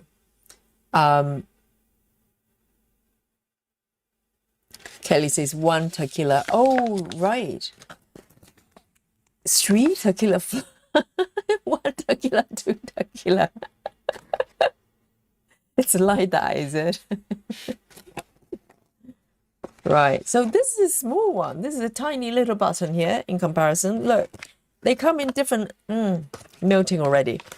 They come in different sizes. It's all random, so I don't know how they make these. Look, totally different shape, different sizes. There's a giant and the baby one. I'm gonna have a baby one.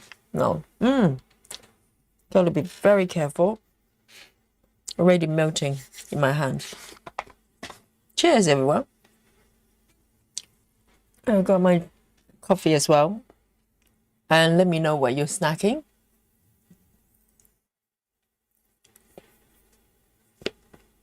Kelly says moonshine and cats sounds good. What is moonshine anyway? I hear that. I see that in computer games as well. But I don't know what moonshine is. It's just really strong. Crafty Tabby Cat says tequila sunrise. What's in it?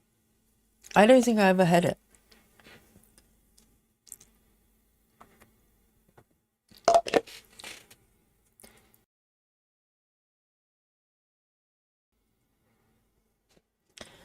And see you later, Tracy. Enjoy your dinner. Oh, Michelle is having a chocolate button bingo with Yogi. Yay! See? 2 nations, 1 chocolate. There you go. There's a big one here.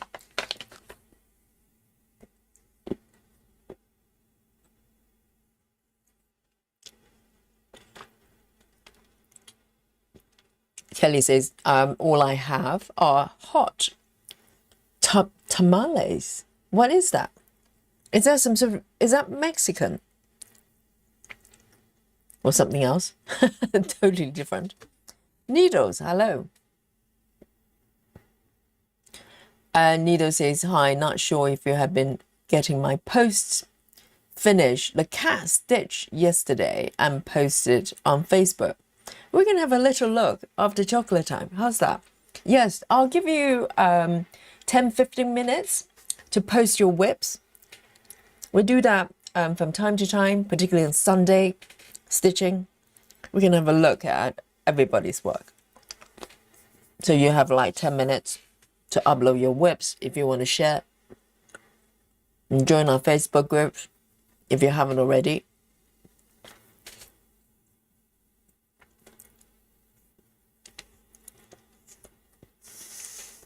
So needles, have you finished a piece? Is that what it is?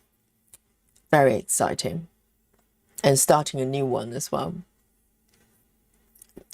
Kelly says moonshine is like gasoline. And which booze is, can't remember the name. It's really, really high percentage. Like it's not legal in some countries. What is that? What is that alcohol called? Can't remember now. Absinthe. Is it absinthe? I think it's literally like gasoline. And I think maybe in some countries is not even legal to have it. I'm gonna have one more chocolate. Oh, these are so good. I haven't had these buttons for ages. So cheers, Michelle. There you go. All the love and healing to you.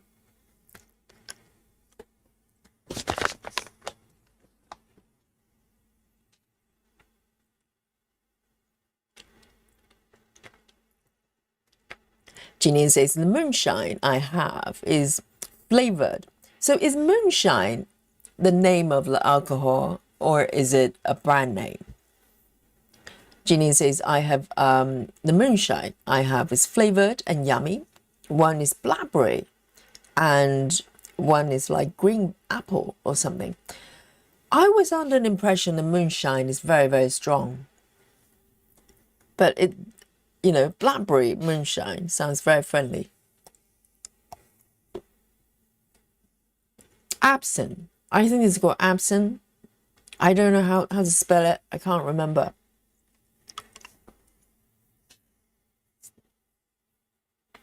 Lynn says, why can't we hype your channel? I have no idea. It's kind of a new thing, isn't it? Hyping. I don't know what that does. I think it's like, but plus. I don't know. I think you need to swipe the comment to the side if you're on your mobile device. I think it's really bad design, okay, YouTube.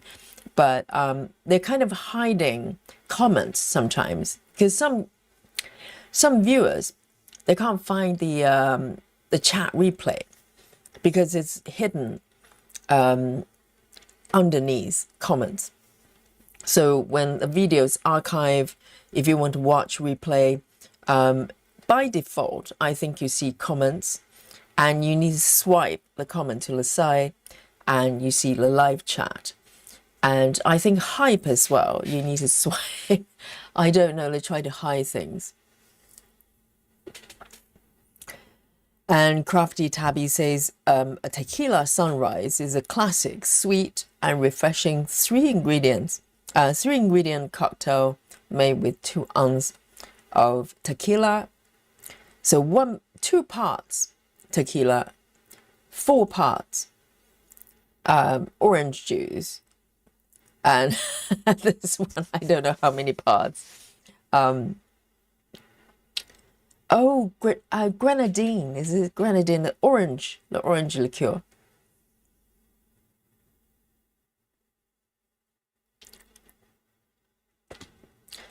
And Betty says they have red hot flavored moonshine. As in chili. Is it spicy? Oh, Janine, amaretto. Oh, it's all coming back. You see, I have not been drinking, have not drunk for a few years. I've forgotten all the names of alcohol. Yes, amaretto, the Italian almond flavored liqueur. Very, very sweet, isn't it?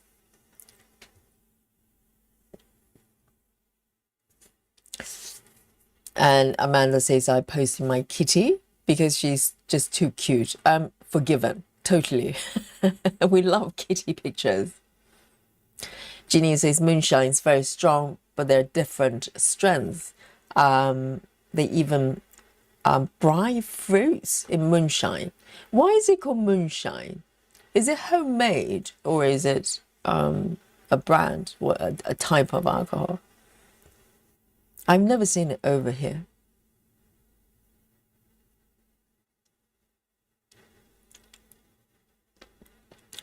Cindy says, Yogi, you have to turn on the hype feature. Go to setting, channel, advanced. Oh, I didn't know that. I didn't know that. I will do that then. If you want to hype my channel, I'll make that happen. I don't know how to do it. Let me see if I can do it now before I forget. So where do I go? I go to channel, advanced setting. Oh, you guys know everything.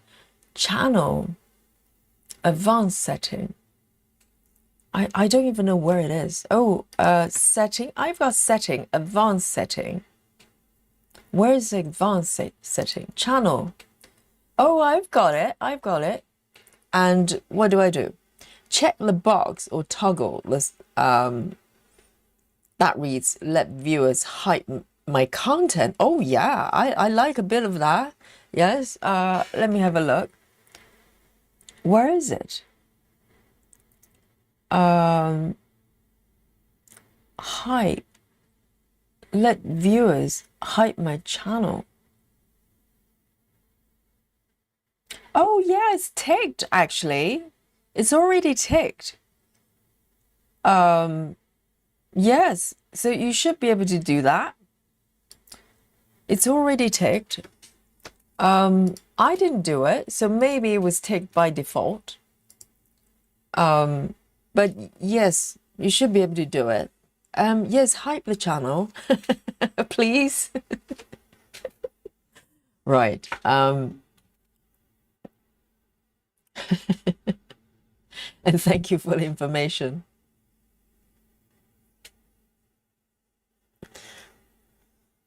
Let me just come back for a couple of stitches here. Let me take a sip of my coffee as well. The chocolate is really good.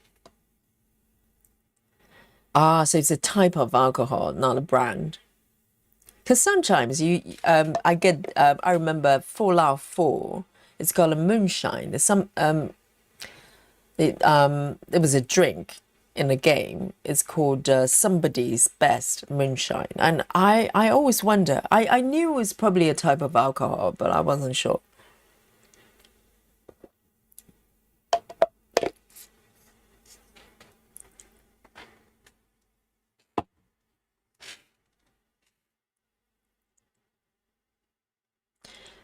Busy Mom says, does hype work on lives though? I have no idea. It's kind of quite new, isn't it? Because YouTube just kind of sneakily adding all sorts of things without explaining what it is. So I have no idea. I don't know how that is different from live, and no clue. But I think it's good. If people hype it, maybe it's going to push it to more people, you know, because it's kind of engagement. People recommend a channel or content. Yes. Hype, please. Hype and subscribe. Well, I mean, the whole thing is, you know, sometimes, you know, you kind of come across the channel, and before you even watch anything, they tell you to do all sorts of things, you know, in the beginning of a video, before you even see anything at all. They go, hey, you know, support us, like and subscribe and hype and comment and all sorts of things. Join the membership. And I'm like thinking, I have not seen anything yet, you know. Be patient. At least show me something. Give me reasons to do that.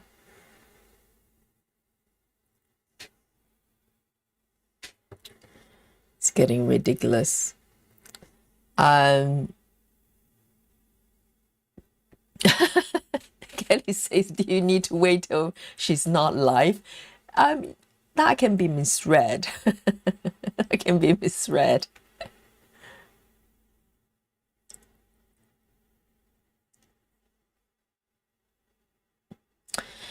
Catherine says, moonshine was homemade. Okay, so it used to be a homemade alcohol and maybe turned into commercial product.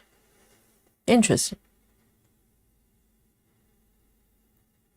Let me just move this over here.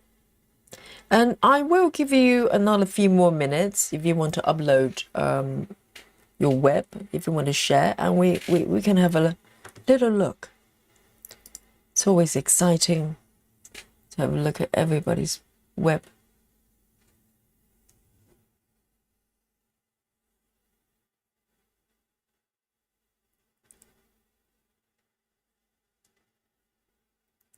Cindy says, I just read that you have to be in the YouTube partner program. Yes. The channel, this channel is part of the YouTube partner program. It basically means you can monetize. That's it. And make it sound like really fancy, like you're a partner. No, you just a random channel for YouTube.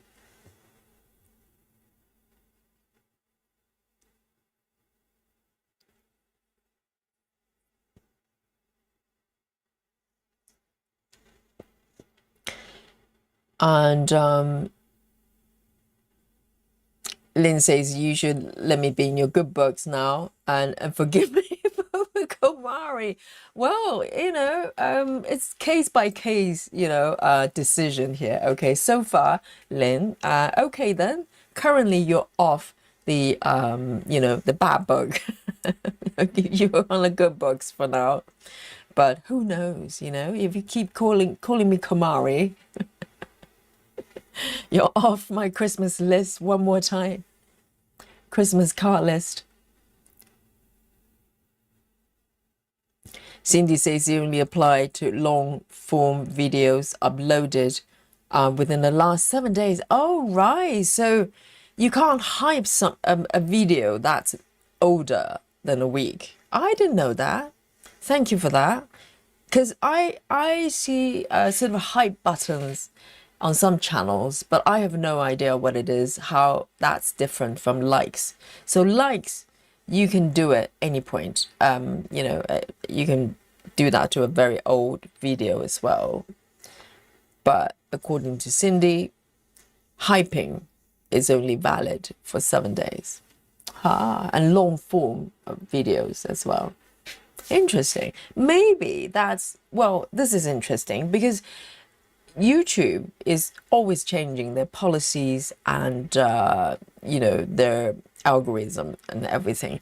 And you can always tell what they want you to do or what they prefer you to do by little things like this. If they reward you for doing certain things, it probably means they want you to do more of it. So from the sound of it, they're now encouraging people to have longer form content, which we do. We our content is pretty long, but I think in the very beginning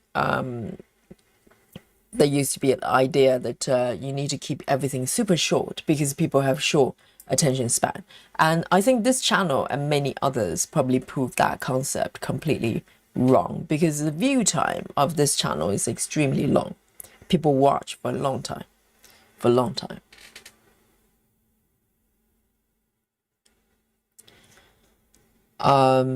Betty says, I've been able to hype even 30-minute videos, but they only allow me to hype three a week. Really? There is rationed.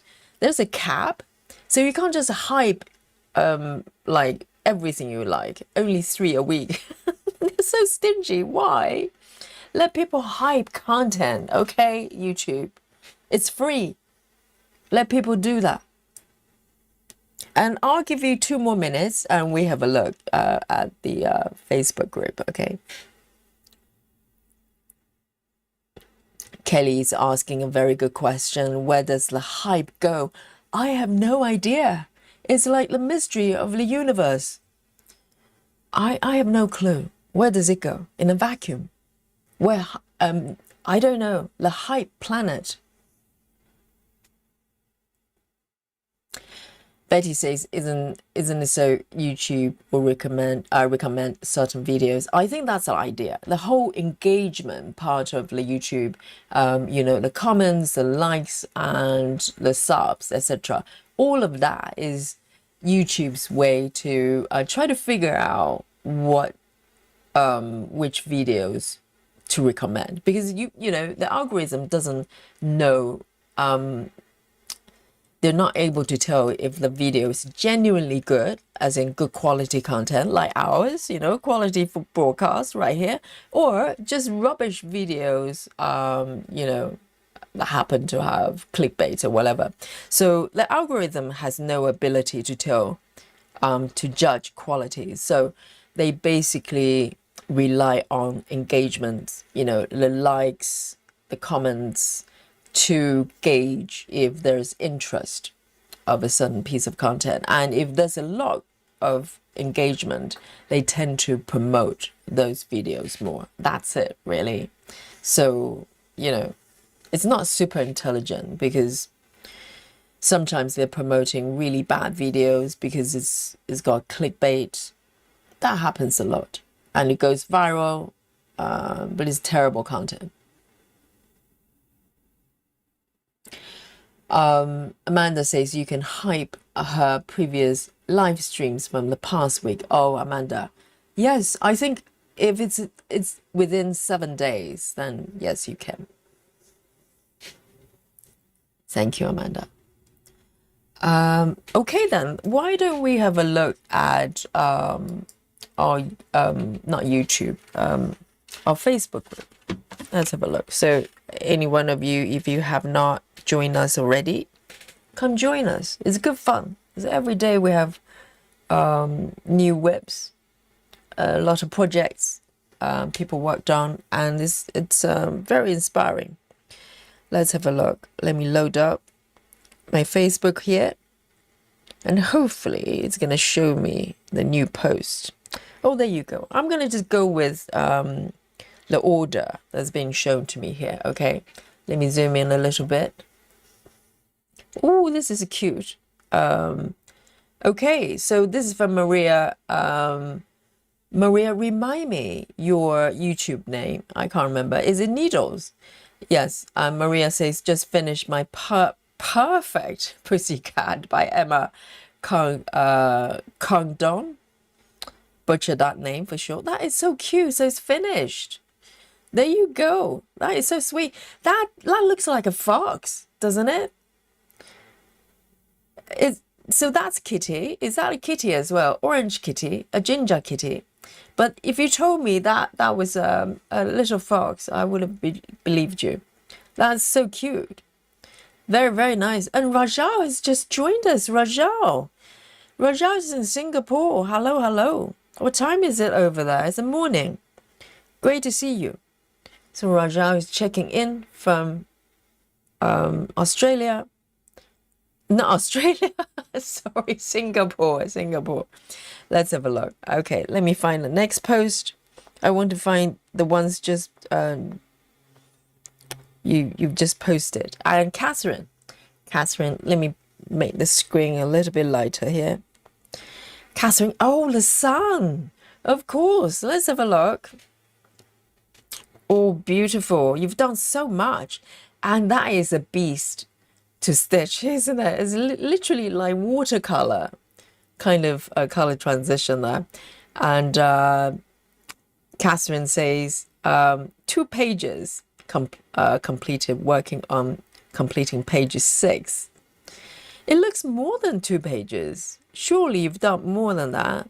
So 38%. Yes. That is so challenging to stitch. You can just tell. But it's beautiful. Well done. So this is from Catherine. And let's have a look. And Janine has posted her whip as well. Oh, Library of Cats. So Janine started from bottom left. And so she could be one of the first, one of the very few people have started from the bottom left. So this is a new bits. Most people that I've seen. Oh no, maybe Komari is starting from bottom left as well, because she's working this way, isn't it? So very nice. Yes, a little bit, well, not quite air stitching, but quite light, isn't it? Very subtle color changes. Thank you, Janine, for that. And we also have Grace. Oh, beautiful. It's Aimee Stewart's piece as well. 20 count 1/1. And this is the bookshelf, isn't it? Stitching Shelf by Aimee Stewart. It's so beautiful. It's timeless, isn't it? Gorgeous. It's like painting. It's like painting, isn't it? And Rajal says it's morning 6 in the morning, and last getting ready to go back to US. Has it been, how long were you there? Has it been like 10 days? I can't remember how long you were supposed to be there. Wow, wonderful. So you can come back and join us. Michelle, oh, this stitch is so beautiful, isn't it? Ethereal Love. That's so beautiful. Oops, my Siri just went gorgeous. Yes, it's quite challenging to stitch, I bet, but so beautiful. You've done so much more than my Vibrant Fusion. My Vibrant Fusion is not very vibrant right now. I'm looking for those vibrant colors. And let's have a look. Who else has posted? Moni Love, and the unicorn, a fancy unicorn. And so you started from upper left, I think, that one, the butterfly. Let me see if you can swipe that. So you're going to have a lot of blue, shades of blue with this piece, right? Very nice.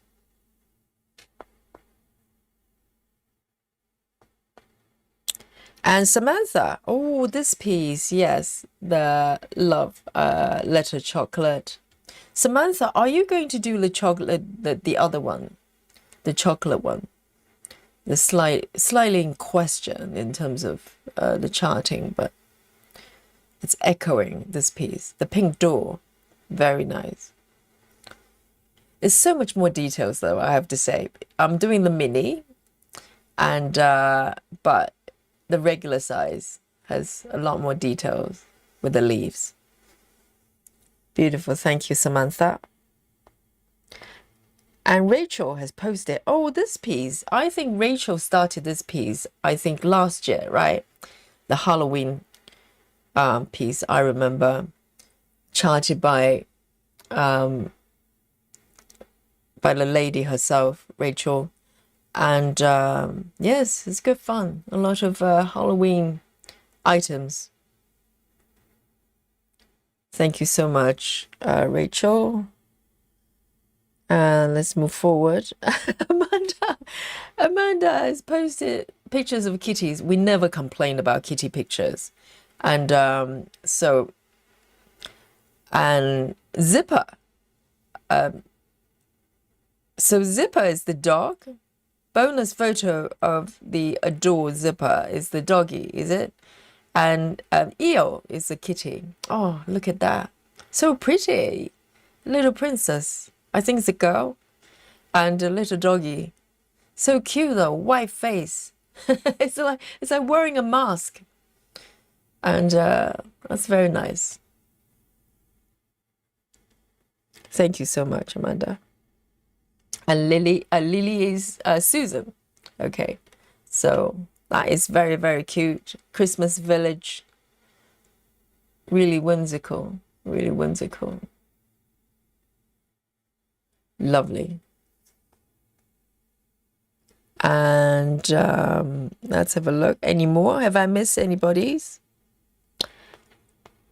Let's have a look. I think that's it. Have I missed anybody? It's all good. Thank you for sharing, guys. That was really, really fun. And Amanda says, yes, Eo is the kitty, and she's 2.5 years old. And Zipper is the dog. He's almost 12. Oh, that is so sweet. Thank you for sharing that.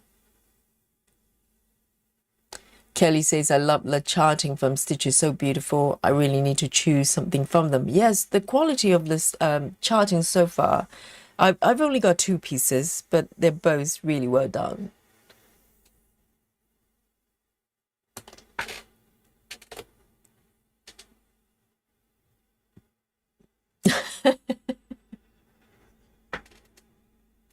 Kelly's asking Janine, are you as far as Komari? I think Komari has, it's gone to another planet.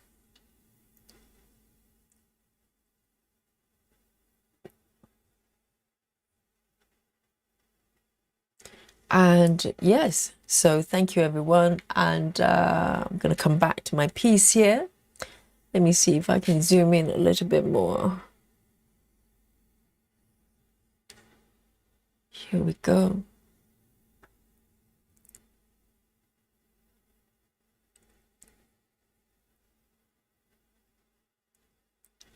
So next one I'm going to be stitching is going to be this little one. I suspect is one of the ninja stitches. Okay, not quite ninja, but close. It's this one over here. 1, 2, 1, 2, 3, 1, 2, 3.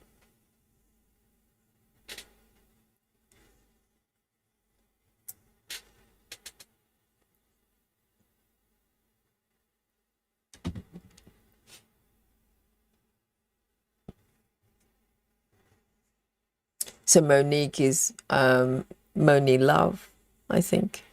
They were different names.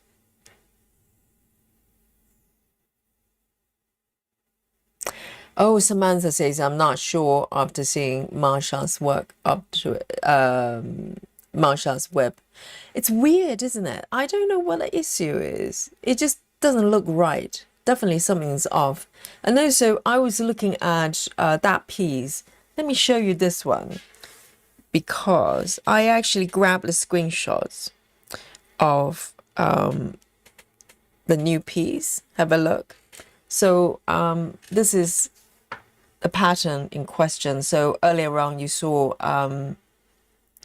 let me just remove that.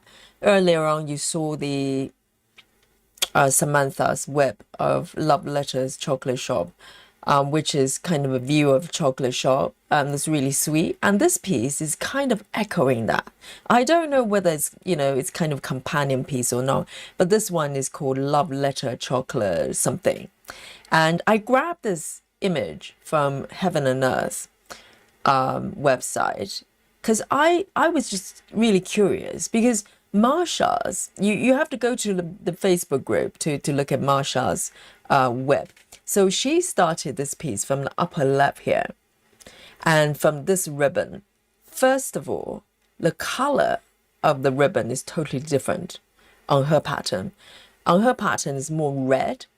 Okay, so that's one thing. So sometimes the markups, particularly on a website, can be slightly off, but this is totally off. This is hot pink, whereas Marsha's version is kind of red, like a red rose red. But that's not the only problem. The discrepancy of the shade of the pink, but also the shading here in this area, the area in question. So she started from upper left and stitched over here. First of all, that looks slightly odd. That looks like a petal, isn't it? Like a rose petal or something over there. But on the fabric, you couldn't even tell what it is. It just doesn't look right. It doesn't look like anything. And the ribbon here, the shading of this bit, the highlight, it just looks quite off. And it's unusual because Heaven and Earth you know, even if you just stitch a small area, you can kind of tell where the colors are going. But with her piece, it just didn't look like anything. And so I don't know what the problem is. And it sounds like she's using the correct colors according to the chart. So it's not sort of error that's happening on her end. So I don't know what the deal is. I wonder if anyone else is stitching this piece from the same corner. Can shed some light. It's very strange. Very, very strange.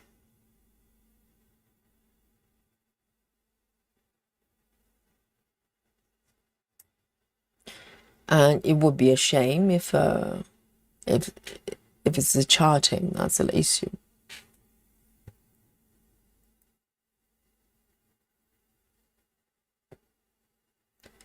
One, two.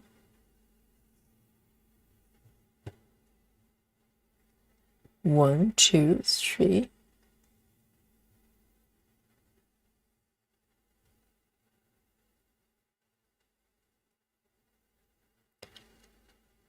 One, two, yeah.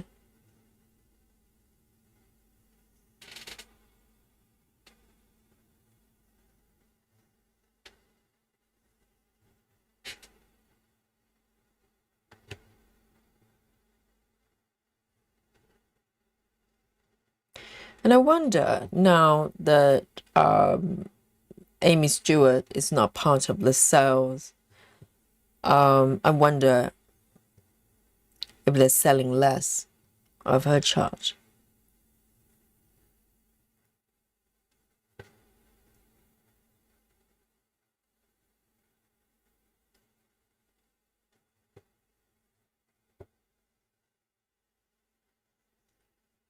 One, two. Where am I? Yeah. Susan says definitely looks disappointing. And it's quite puzzling because normally we don't really have problems with the charting, you know, with Heaven and Earth. They're so experienced. They've been doing it for so long. It's quite weird that it will come out kind of quite wrong.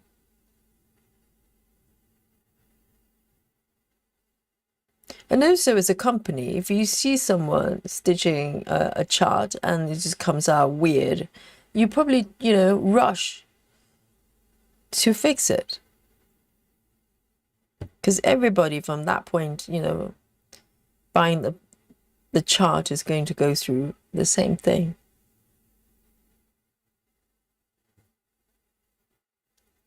One, two.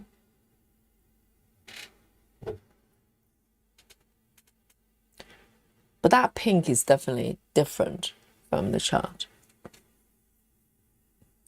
Kelly says, my last hate, I had to request a color expansion due to over pixelation.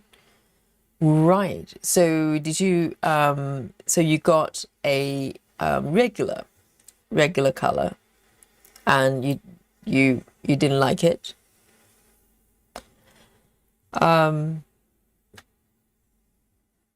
I think pixelation, because I was, you know, I remember talking to people in the chat. They're quite experienced with charting. I was asking them what would be the key factor for a chart to be detailed, because it's not always about making it pixel perfect. It's more about capturing the image, you know, the design and the image, so it comes out beautiful. You know, when you stitch the full piece, it comes out beautifully. And I think it's if you really want details, according to the chart creators, they said it would be the size, number of stitches, basically. So the best way to capture details is not so much adding colors. I'm sure that helps as well, but it's more about increasing the size. It's just the way it is. It's a little bit like computer screens. You know, the more pixels you have, the more definition you have.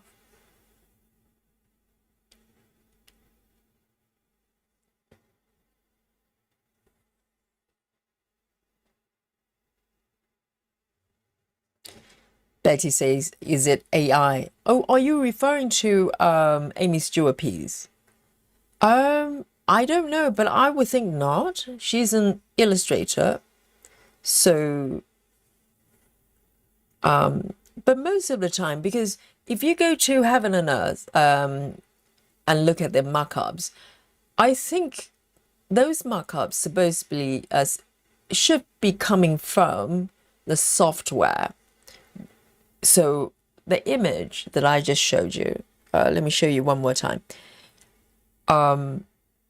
This image should be composed by actual stitches. You know what I mean? It's like when you look at Pattern Keeper or Saga, when you go to the markup mode, you look at the entire piece and the composition of the stitches. So I would like to think, in theory, well, it should be anyway, on their website, they should be displaying that markup, the actual markup from the software, rather than the illustration. So I don't think this is the illustration. And if this was from their software, the charting software, composed with actual stitches, so when you zoom in, these are actually little stitches, right? Then the colors shouldn't be so off, because if you pull aside the quality of charting, just this ribbon alone, it looks totally different from the version Marsha was stitching. It's just not the same color. It's not even about shading, it's just not the same color. So it's quite curious. I have no idea what's going on there. I don't think the illustration itself is AI. I hope not. I wouldn't think so. It's Aimee Stewart, so.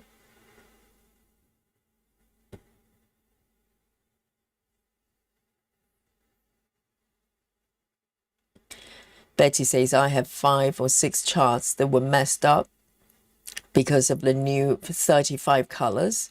And Michelle fixed it and sent me new charts, but I had stitched over half of one. Wow. So they messed up. I kind of remember someone mentioned that once upon a time. It was a while ago, wasn't it? And Betty says she, as in Michelle, she also sent out a lot of free charts trying to make things right for everyone. Oh, they better do that, because it's a big deal if you mess up a chart, because people invest so much, not just money, but time stitching a piece and the fabric as well. You know, if they need to restart for whatever reason, they lose the fabric as well. So it's a big deal. And also reputation as well, because people have no confidence in your charting, and that's a problem as well. Because Heaven and Earth, they don't create artwork. Well, nowadays they use AI to do that, but they're not an artwork creator. They're chart creators, and if they're not doing that well, then you have to question, what are they doing?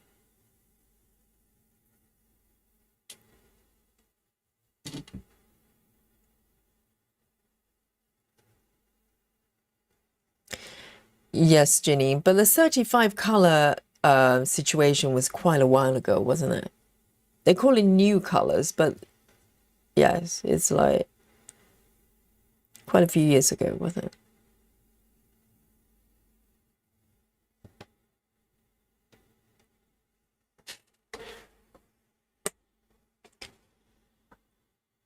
Ginny says it's weird because I'm doing a wildlife chart from David Panfound Haid, and it's super sharp. The Aimee Stewart ones are not really sharp at all, but I'm okay with them because they're fun. Oh, so are you referring to Library of Cats? Yes, I think the problem with Library of Cats is it's got so much going on, and every object, there's so many different elements, and it's very hard to capture, because if you think about it, regular size in particular, if you think about my vintage baker, okay, let me bring up the chart for you. Just do a comparison there. So look at this, okay. So vintage baker, for instance, not this one. Where's my vintage baker? This one, for instance. So it's a really good example. So think about it, Ginny. The cat library or dog library, I think both very similar, in the same category. If you think about cat library and this piece, they're taking up roughly the same number of stitches.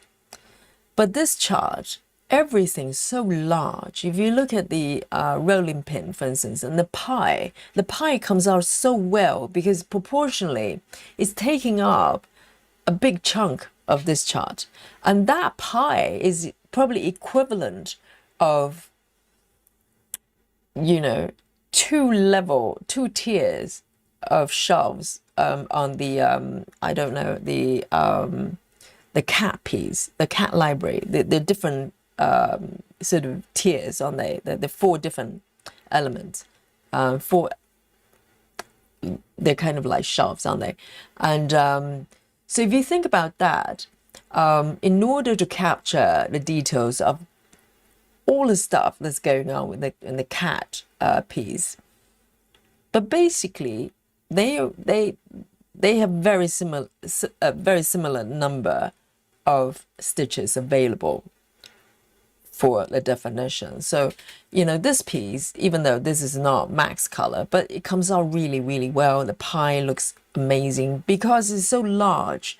So I'm not surprised. The cat library, I think this is probably, you know, mainly why people requested the double cat, because there are just not enough stitches in the regular size to capture everything. So things will come out blurry. It's just the way it is.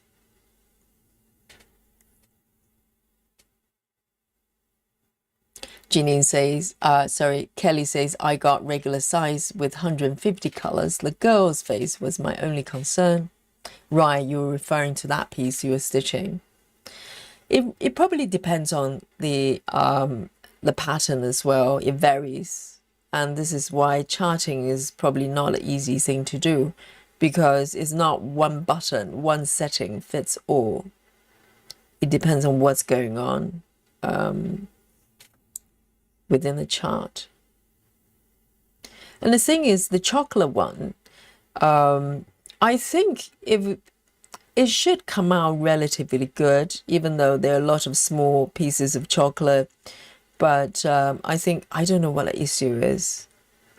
If the markup looks correct, it should come out correct. So it's very odd.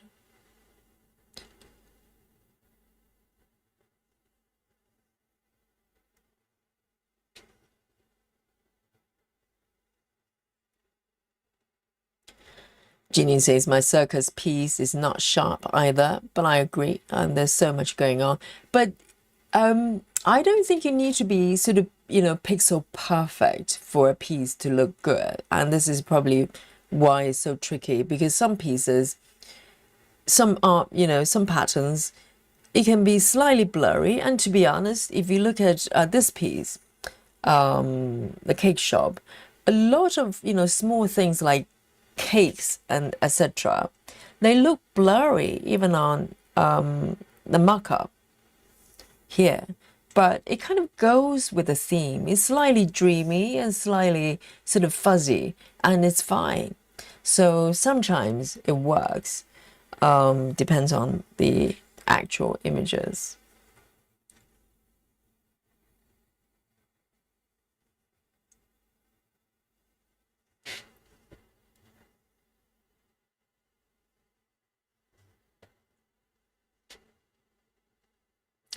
And I think, it's important for heaven and earth to take action if it's indeed because of the chart.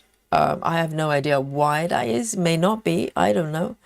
Because, now as they move forward with the AI design, I think a lot of people already have certain idea, sort of opinions about that. So it's important for them to kind of making sure that people feel confident about the quality of their charting is not, no corners are cut. And also, Aimee Stewart pieces now, they're not discounted. So I think people have to kind of get used to that as well.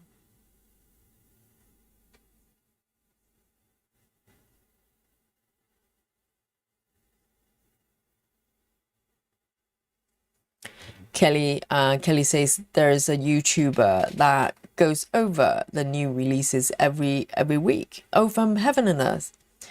And she says she thinks the charting has gone down in the quality in AI charts. It's interesting to see all the new charts in one place. I wonder why that is, because if everything was charted by Michelle, unless someone else is doing it, if it was charted by Michelle, she's so experienced. I doubt very much, it doesn't matter, because AI artwork is a different issue. That's the image itself they're charting from.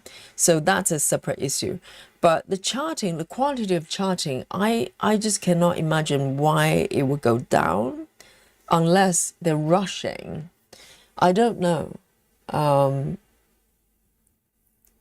Because the AI debate is a different issue, isn't it? It's about our work itself rather than the charts.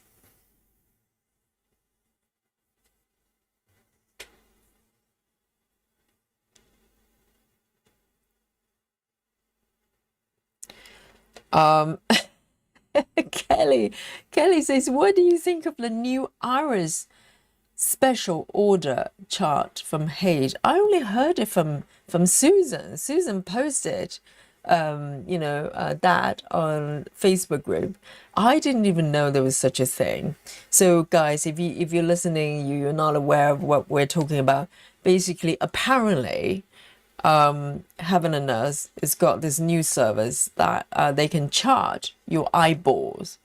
I don't know how it's done. So how do they do that? Do you have to take a picture of your own eyeballs? And how are your eyeballs different from the next person's? I have no idea. So I don't even know how you identify that, whether they chart for you, they are your eyeballs. I have no idea what that is about. Does anybody know? Why is a trend that now, is it like an AI thing? Is it AI related? No clue. I have no clue. And it sounds terrifying, Kelly, I don't know why I want to look in my own eyeballs, let alone a stitching, my eyeballs.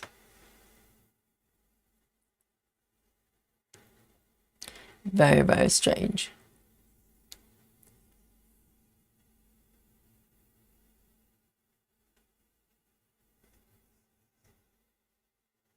And this one I'm stitching is 927. 927. I'm gradually, at this point, you can tell that slowly moving away from air stitching. Still a little bit to go, but eventually it's going to get a little bit stronger with the colors.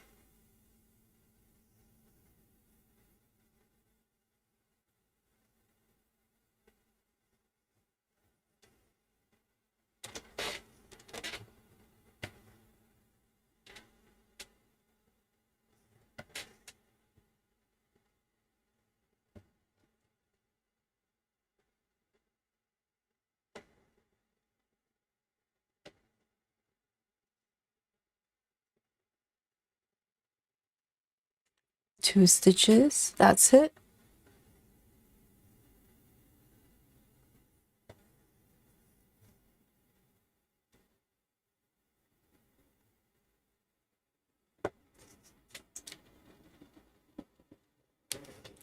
And 927, going back.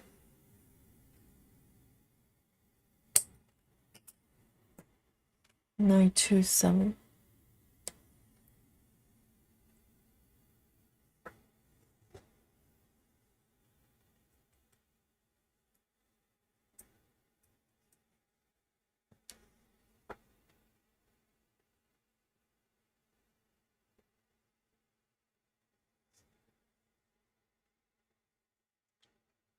Which one is this?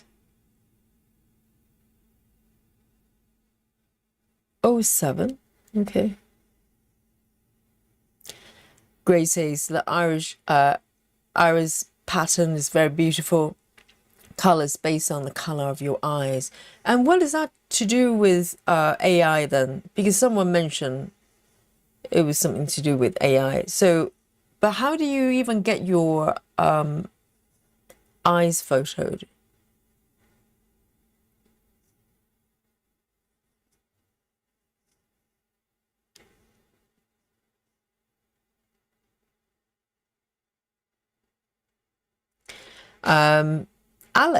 Alec Green says, I just pulled this from the website. Oh, Heaven and Earth website. She says, instructions. This product require that you use ChatGPT in order to create your own unique image of your eye. So it's AI. Oh, so you have to do it yourself. They give you instruction on how to do that. And then you produce the image and they chart it for you. But how is that different from just charting anything, like picture of your mom, or is that special kind of charting? I don't understand it. You can tell I'm mystified. I think it's slightly gimmicky, if you ask me. It might be interesting for some people to do that, but it's riding on the whole AI thing. I think the problem is, when you are on that wagon for too much, anything that's super trendy, they probably don't age very well. That's just the way it is. It's like fashion, the timeless fashion. They're not most trendy. The whole point of trending is the fact that eventually it's not going to be trending anymore. So there's a price to pay there. I don't know how I feel about it. I probably need to look at the artwork. Maybe it's very nice. I really don't know. But the whole concept, I'm slightly not interested. Very not interested.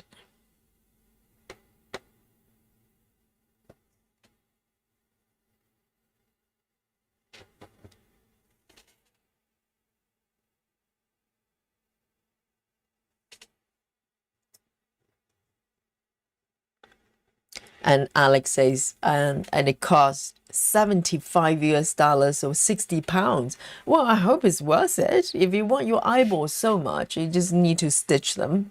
Then, yeah, 60 pounds. Right. And how large is the piece then? Are we talking about like a regular size? Samantha says the iris one is so expensive. So is that 60 pounds? Is that for one eyeball? Or if you want both eyeballs, 120 pounds? And what if you have glasses? Is it, quadrupled? 4 eyes.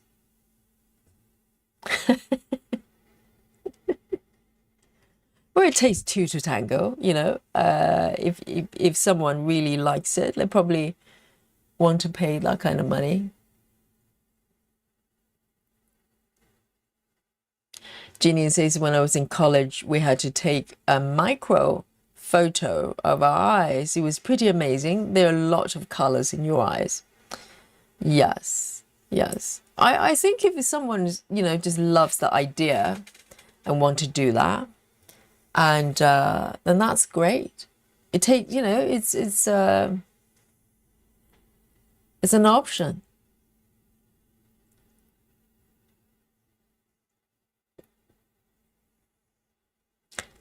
Kelly says, oh, interesting. Kelly says some are concerned that giving up a photo of your iris is like giving a stranger a vial of your blood. They're concerned about the mapping theft. Yes, because some security they scan your eyes, but I don't know whether they can just take your photo and make it work like that. I don't know. Because a lot of eye scanned for security, that's already happening. So it's a bit like fingerprint, isn't it? Would you give away your fingerprint?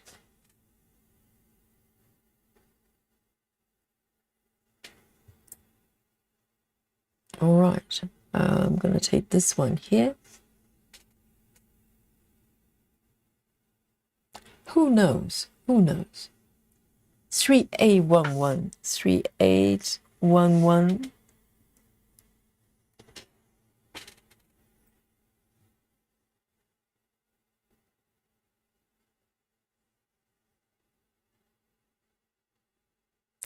Michelle says, I think the Iris project is cool. Are you going to have it done? Are you going to be stitching your eyeballs? So the MPs, the artwork itself, the chart is literally like a pattern of your iris, or is it an image of the eyeballs themselves? I probably need to look at it. And as I said, for people who are into that concept, then they're willing to pay, and that's all good.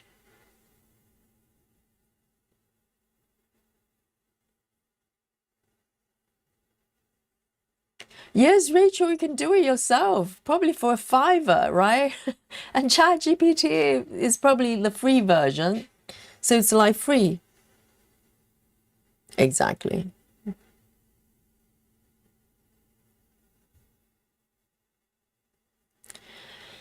And Michelle says, I have brown eyes, so that would be boring to stitch. But my husband has beautiful blue eyes. I would stitch his eyes. Oh dear, so depending on the color of your eyes. So if you have brown eyes, literally, it's just a patch of brown. But even blue eyes, wouldn't that be just blue? Yes.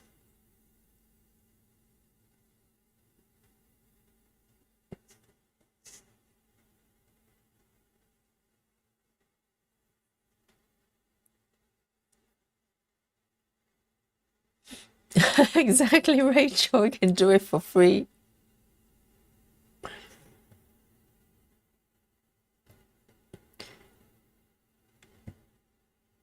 But why only eyes? How about other parts of the body? No. I mean, like, how about the lips? The lips are interesting as well. A nose as well, and no two noses are the same. But how about fingerprints? There are all sorts of body parts that we can chart.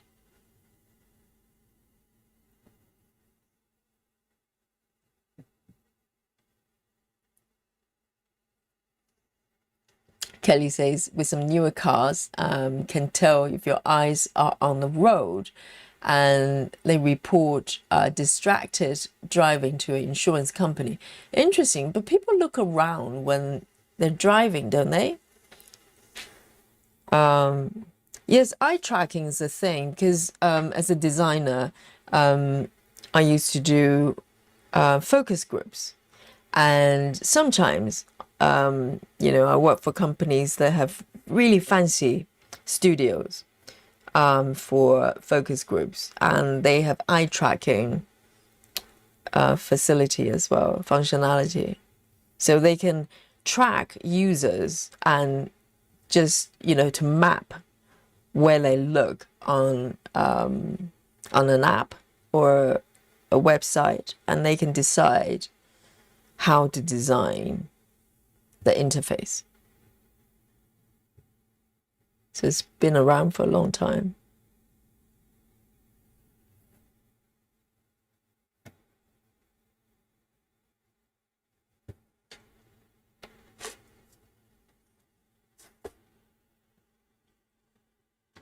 Janine says, I can't say if I would stitch my eyes and $75 is robbery.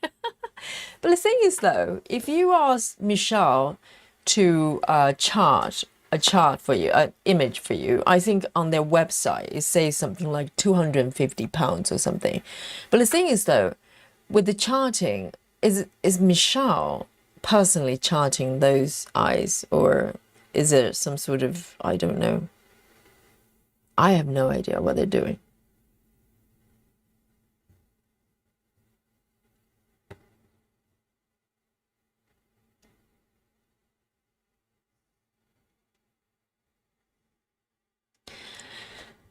And the Starlet Stitcher says, the thing for me is there is nothing so individual about eye colors that are different color schemes of eyes couldn't have already been charted, whoever wants.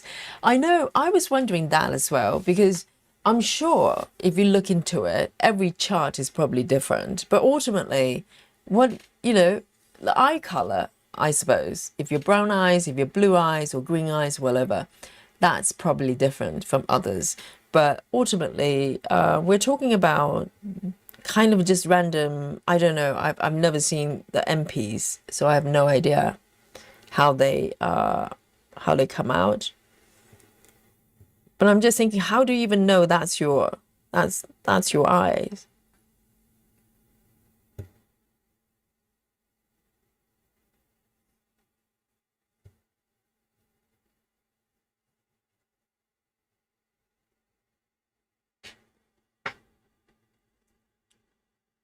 Amanda says, I think this would be cool if they use the photo and put it in conversion software. I just don't see the point of paying $75 for something that takes no effort. I don't know. Do they not have to chart? Do they not need to actually create the chart for you? I think that's the cost. I'm guessing. I have no idea. And is it quite a large piece or small?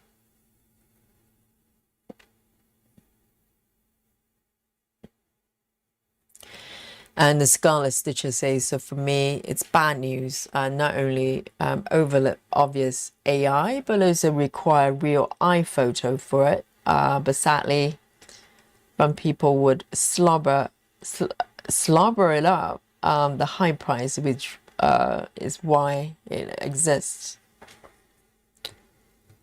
Yeah, it's a weird one. I only heard about it through the Facebook, our Facebook group.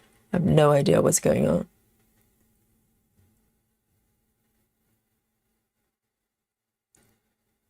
But the iPhoto, the eyeball, well, I don't know.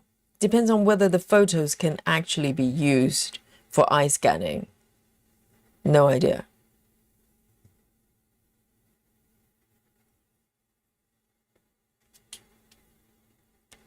Amanda says some of the eyes are coming out crazy too. ChatGPT is doing crazy things to them. So with ChatGPT, does that mean that you take a photo of your eyes and put it through ChatGPT to do something? I don't know.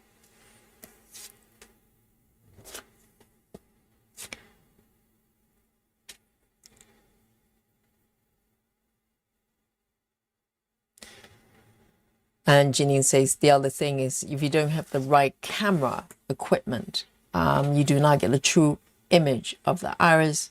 It looks like starburst close up. So do you need special cameras? I thought you just take photo with your phone.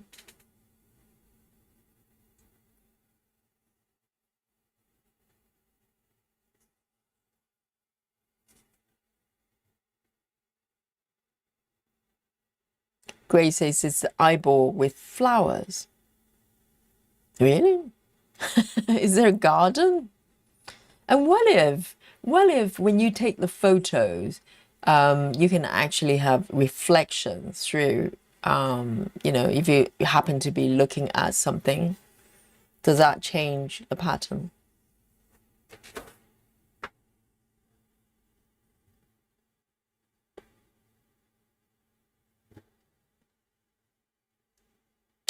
Amanda says, I'll never own a car that reports info that can do things like updates and change software without my consent. But that's already happening on your mobile phone, though. It's like, you know, yes, you kind of need to hit that download button, but you kind of have to upgrade, or download updates.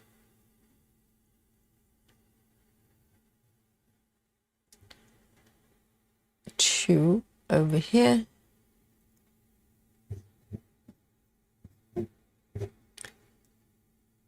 And that's it. I'm going to end it.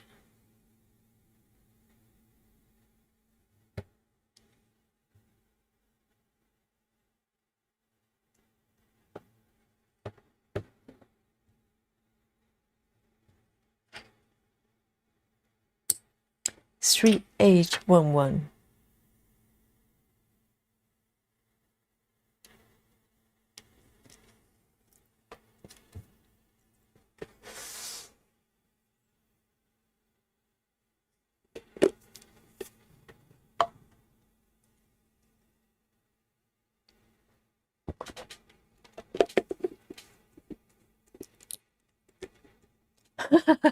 Ginny says, wouldn't want to see my eyeballs with flowers around it.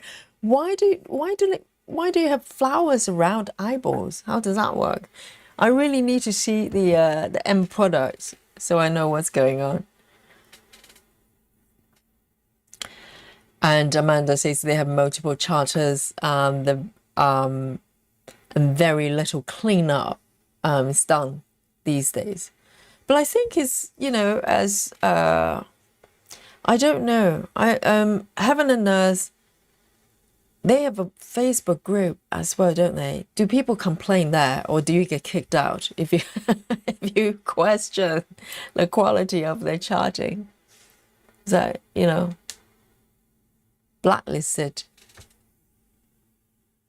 Because if they get feedback from their customers and go, well, we have concern over these things, I don't know whether they actually do something about it. Let's say if Marsha went over there and posted a photo of the love letter chocolate pattern and go, this looks funky, does she get kicked out? You're banned forever. No more hay for you.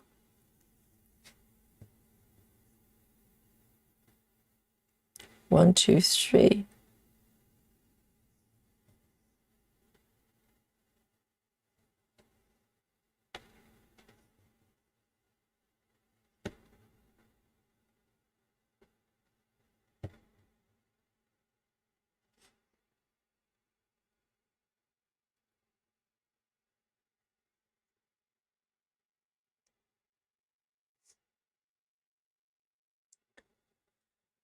And Lucy, hello. Lucy says, late to the party as usual. I was watching yesterday's Stitch Along earlier. I love the piece so much. This one's great too.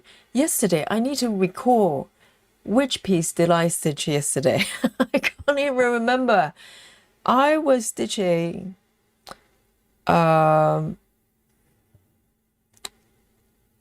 which pattern was I stitching? I can't even remember, guys. Yesterday, Aimee Stewart Day, I stitched. I need to look. That's how bad it is. Yes, but thank you, Lucy. Yes, all the patterns I stitch, I love them, and I think they're beautiful. I'm biased, but I'm glad you agree as well. Oh, traveling library, of course, seriously. Yes, it's gorgeous, isn't it? Thank you, Lucy. Grace. I can't even remember. All right then. Let me end this one as well.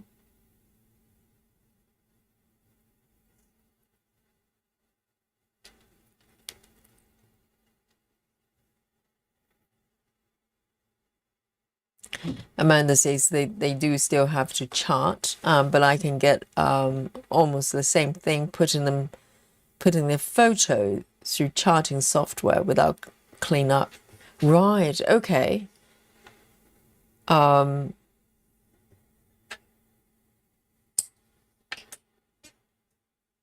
Yeah. 775, but majority of people probably don't have access to the software, so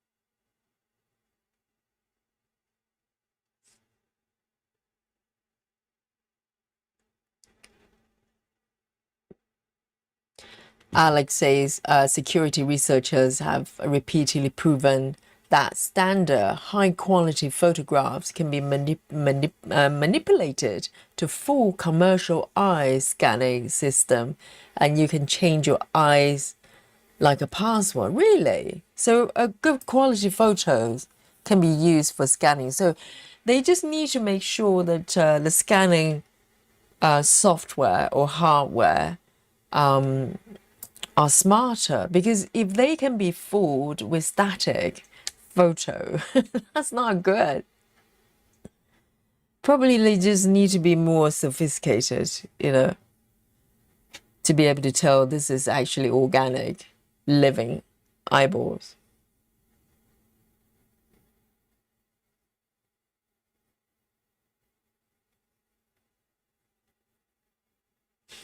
Amanda says you put a photo of your eye through ChatGPT with a specific prompt. Right. What else can you put through ChatGPT? Your body parts. Okay, I take that back. Don't do that, okay?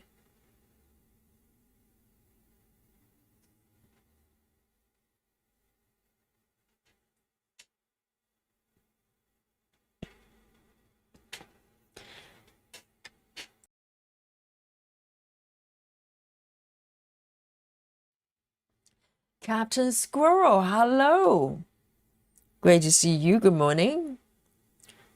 Good morning, Monday. Hello. Yes.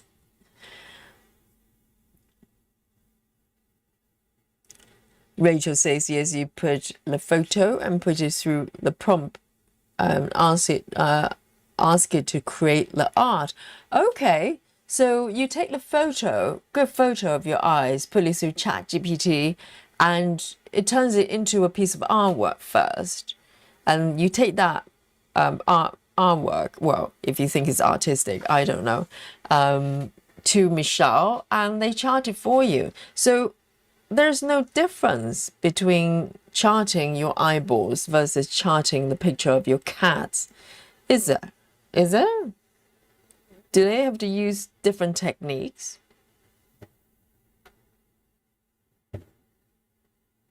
So ultimately, it's ChatGPT that's doing it.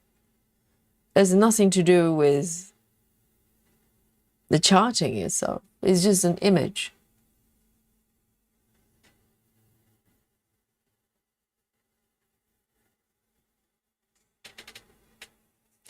Grace, yes. Like you've been looking at kale, or maybe me looking at Dolly. Does that mean my eyes will have reflection of Dolly or kale? Equally delicious. Kelly says, I have green eyes. I will get, toes and kale. Yes, exactly.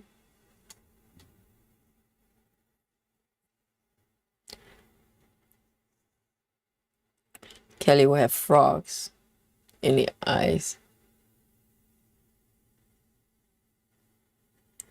And only, the child is only one eye, right? Not even both.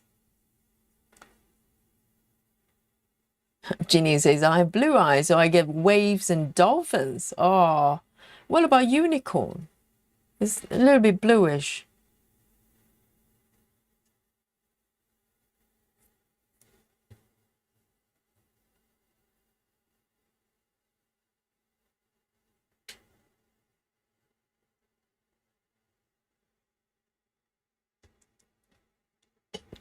Amanda says, I set up my phone so it can't update. I have everything turned off to update my computer and use browsers that don't track. Posting here is a major decision for me. Right. Okay. So that's pretty extensive. With update, I think with updates, it really depends. A lot of times it's bug fixing, that kind of stuff. So, and yeah, it's very hard. It's going to be harder and harder to actually not do those things. Because eventually, if you have a piece of hardware and the software is not updating, or maybe you just want to have control, right? It doesn't mean that you don't accept any kind of update, because eventually the software is going to break if you don't allow some sort of update. Because a lot of times it's about fixing things.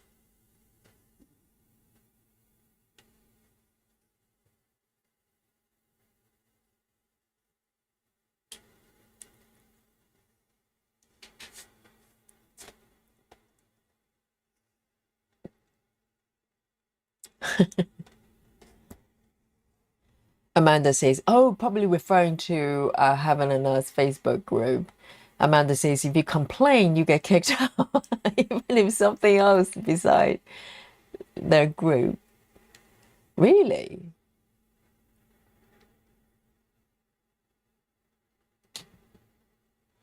And Amanda says, you can ask for advice for problematic areas if you word carefully. Oh dear. Well, actually, I'm not super surprised that Amanda said that, because I got a sort of a hint of that. I don't know. Shall I say? I don't want to say policy. I would say maybe approach, just by looking at how they word their SAL, that stitch along they run every year.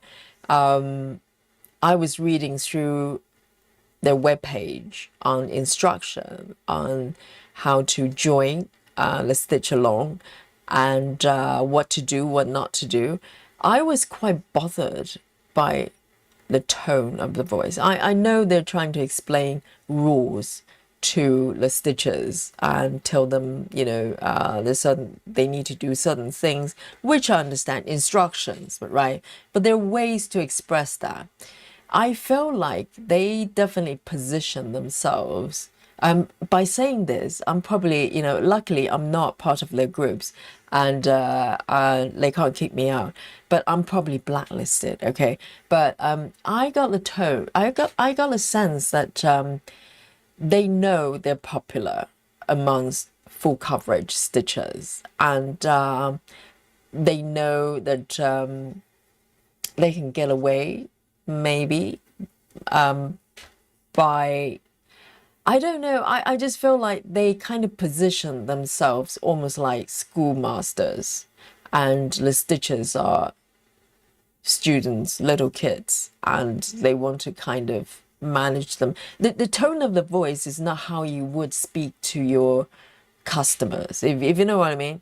So I'm relatively new to the whole Heaven and Earth, the company, etc. I've got their charts, I'm stitching them, but that's about it. I have no particular affiliation or loyalty to them. I'm just a customer, and but just from that point of view, reading the way they communicate with their customers, I was quite bothered about that. I was thinking, why would any of you put up with that? I did think that, because the way they explain things is basically, if you do this, you're not in, you're out. You cannot join us. And I was thinking, hang on a second, these are the paying customers. They're giving you their money. And so, the stitch along is supposed to be fun. It's not homework. And why do you make it sound like they're gonna just mess up everything? And I thought it was really strange. It was very strange. So I think there's probably a long history and, the pattern that somehow the customers, long-term customers from Hey, maybe they're just used to it. I don't know. For me, it felt very strange.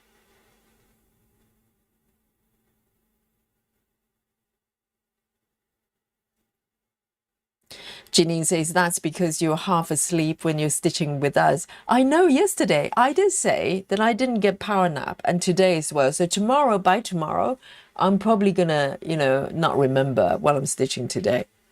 Exactly. That's the difference. With power naps, without. I lose my memory pretty much. You're quite right, Janine. And Alex says, I posted a photo of the type of chart. It is on the group. Oh, have you posted the eye examples? Let's have a look. Oh, right. Okay. I'll show it to you just in case you've never seen this before.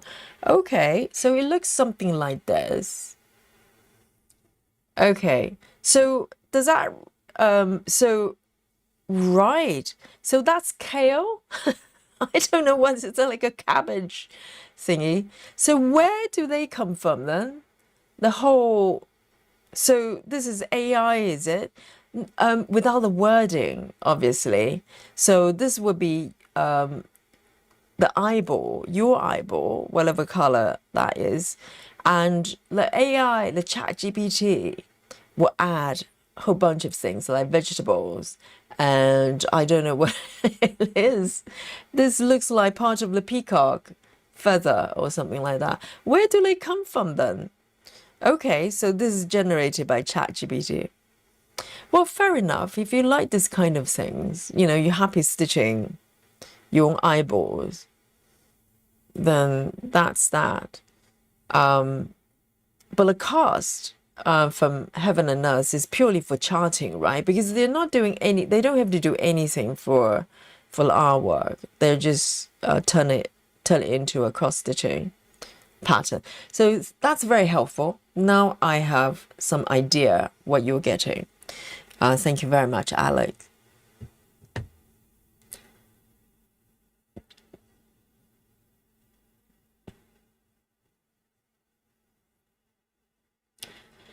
And let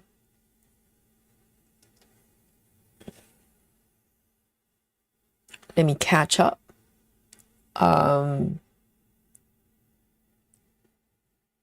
Amanda says the post for the eyeball service specifically stated no complaints or negative about AI. Oh, they tell you not to complain about AI. Interesting. Yes, no soup for you if you complain.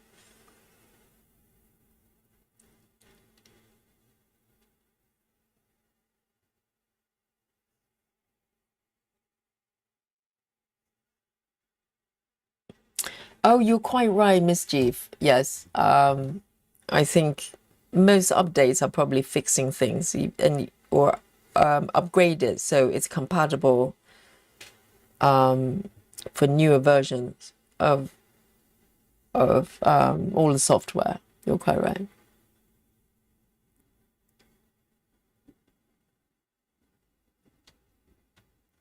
Kelly says she's very thin-skinned. Hey, very fragile in the ego department. And Betty says it just bothered me that she said there were a company that wouldn't use AI. Did they say that? So once upon a time, they said they never use AI. And a few months later, they started being everywhere.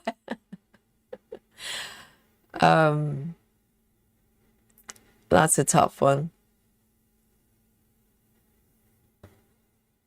And did they explain the change of policy? Or you're not supposed to ask?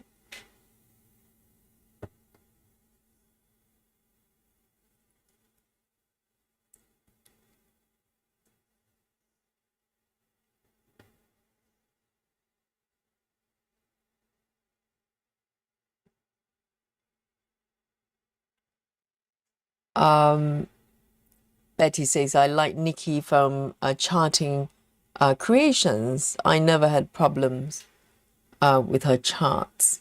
Well, I think as a customer, you just want to be valued. That's one. But also, you just want good quality products. That's it. You know, as a customers, I don't think we ask for a lot. Amanda says she doesn't handle criticism, critique well. I don't know, probably because they dominate the market, the full coverage market for a long time. And maybe they become slightly complacent. I don't know. I'm really new to the whole thing, and I'm not really part of anything. I'm just a random customer, you know. And I bought a few charts from them, and that's it. I have no particular special connection with them at all.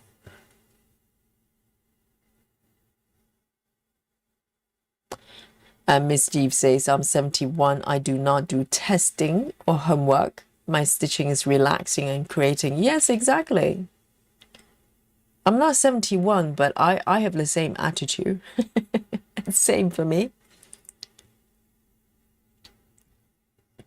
Kelly says, I tried to get an incomplete chart fixed. She gave it one go and told me she couldn't see anything wrong with it. It was missing colors. I just deleted it. Right. Barlow is really good. Barlow came in, you know, I just dropped this on us, okay? Barlow says it's AI. Round of applause, the comment of tonight, yes, on Sunday. Well done, Barlow. Yes, Barlow is making it so easy, isn't it? Yes, exactly. It's AI. Can I borrow that? Barlow. Barlow, can I borrow it? And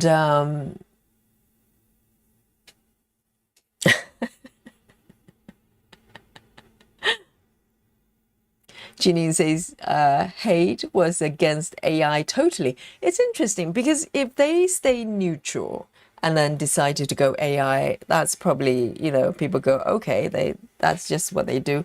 But if once upon a time they go, we never go down the AI route, and then they do later on, I mean, they can change their minds, but they kind of need to explain it to their customers, because some people might support them because of their stance, you know, with AI, because some people, for whatever reason, they do not want AI to be part of cross-stitching.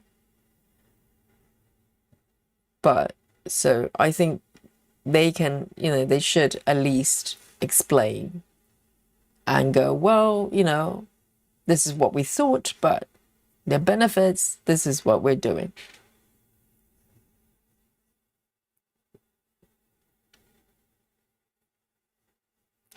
Rachel says, I can understand the no potty mouth to an extent. I posted my designs, even the cocktail pieces that I compile myself, and Cross Stitch Unlimited on Facebook. and was torn to pieces. Right, so Rachel, you posted your charts. Did you mention your Etsy shop or whatever? They probably wouldn't like that. I can imagine they probably wouldn't put up with that. So someone posted charts from their own company or their own creation and got torn. By whom? By other stitchers or by the company?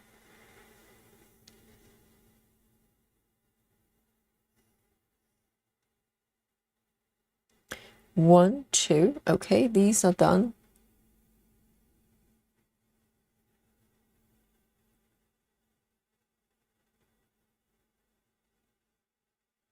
So your piece got torn to pieces, Rachel.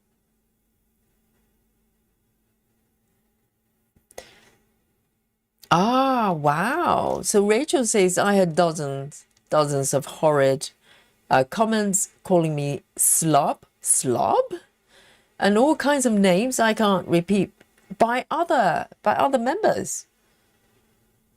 What?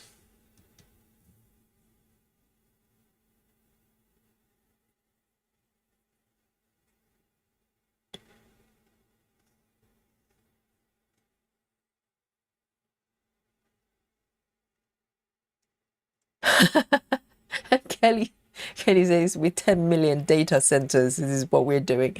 Uh, we're going to do with the AI iPhotos. I don't know. I think it's just slightly gimmicky trend. There probably will be others as well.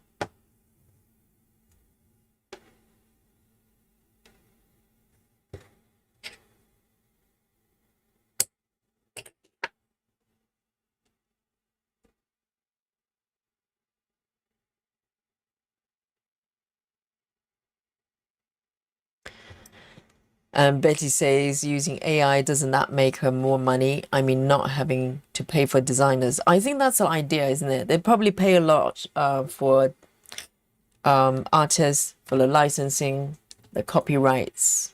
And they probably go, well, if we could just generate, because to be honest, we don't know where it's going to go, because some stitches, if you take me, for example, before I came on to, well, I don't know if it's a scene, but before I came into this,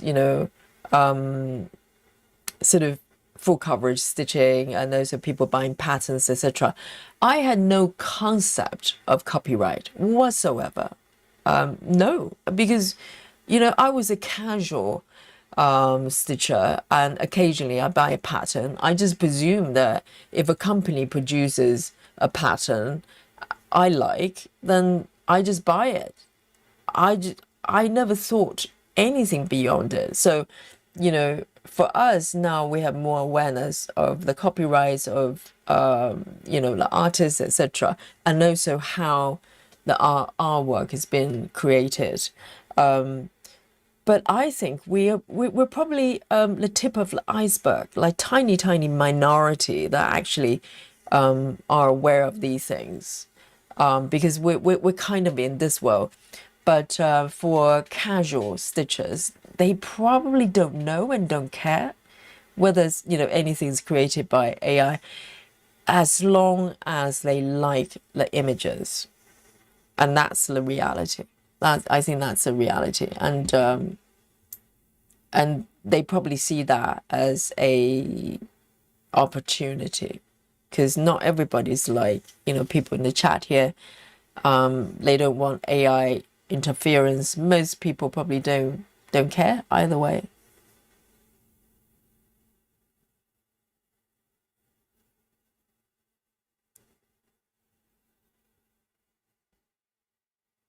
So I think they probably thought, well, if we can create, half decent images, that's kind of fun to stitch and chart them. Why not?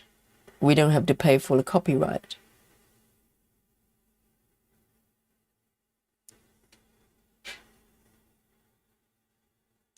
Rachel says the group lets you post 2 days a week about a shop if you have one. Okay, that's nice.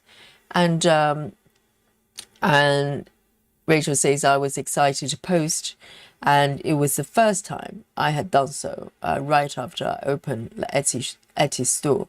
So the harsh comments, they were coming from other members. Wow, that's not very encouraging.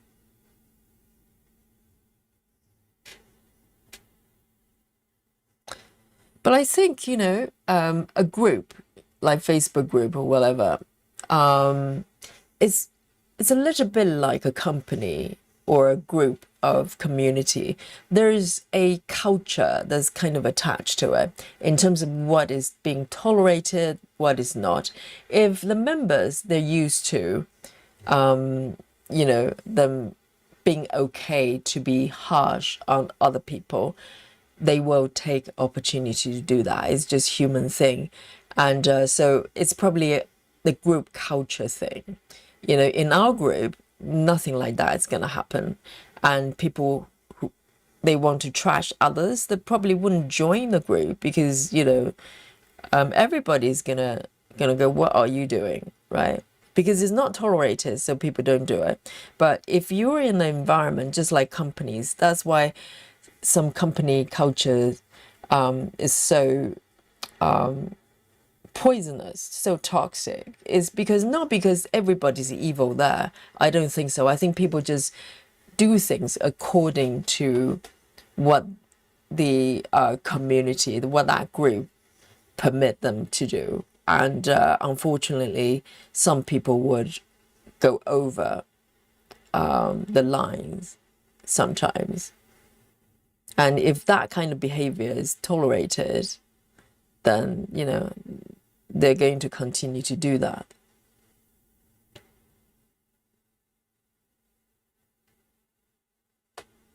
I mean, that's why at this point, up to this point, we don't really get trolls because they're not going to last for a minute. The chat is going to chase them away.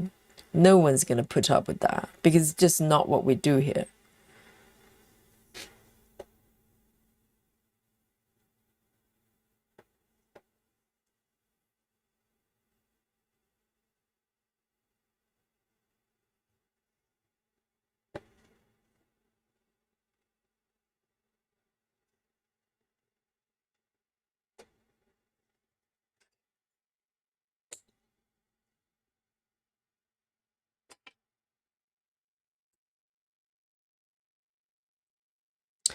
Amanda says even Golden Kite. Is that a company name? Golden Kite is doing tons of AI. The owner is really into AI art.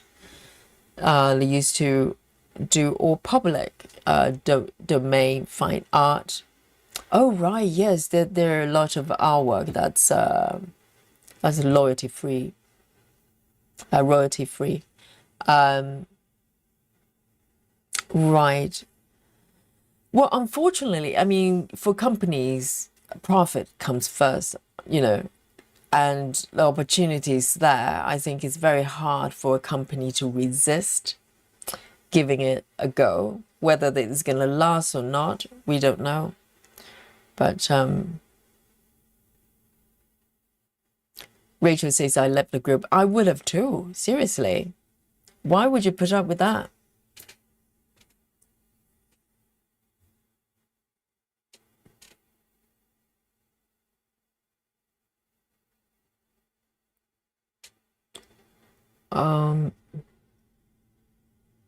One, two, 3, 7, 7, 5. I'm still stitching, by the way. Janine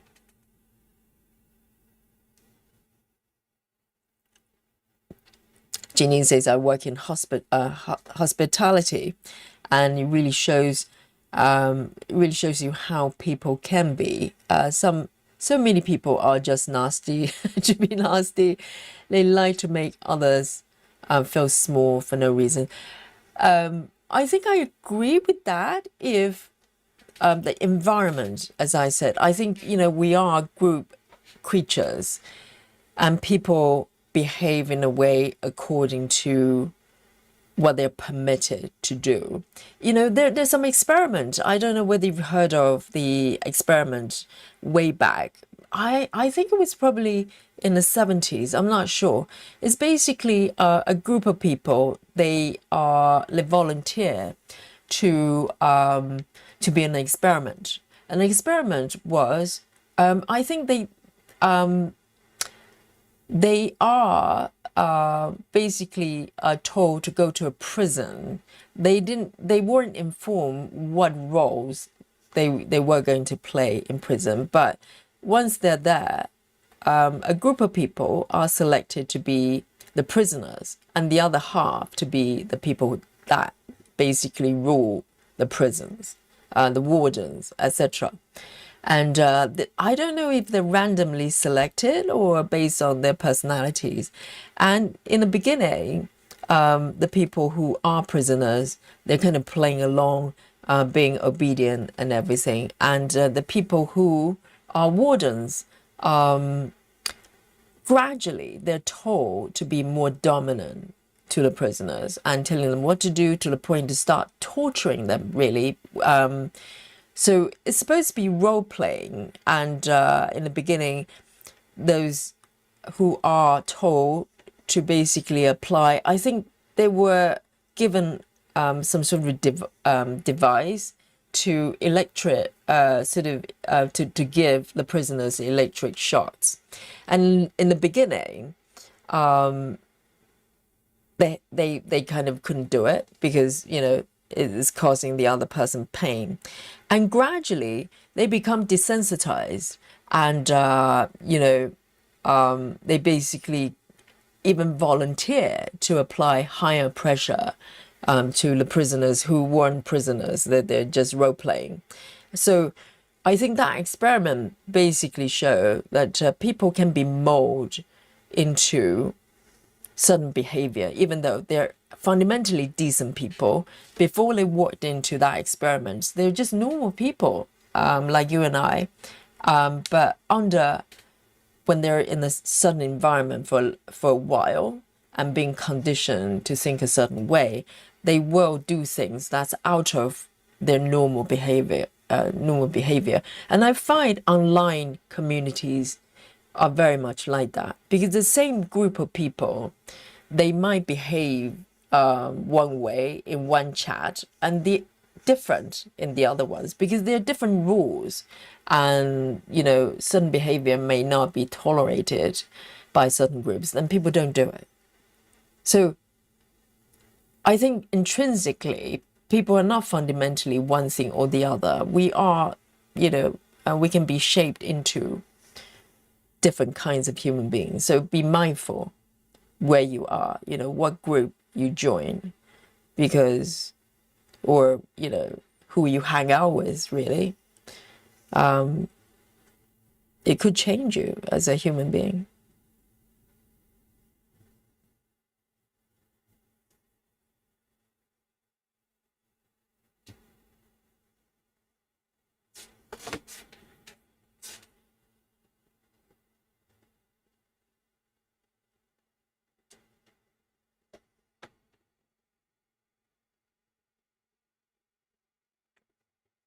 I'm going to end this one here.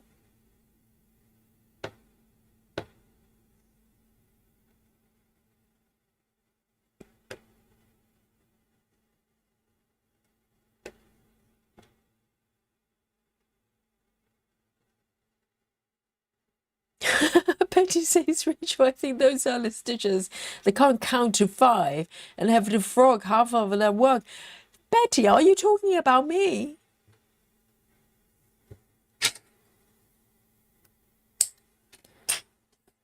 All right. 775. 775.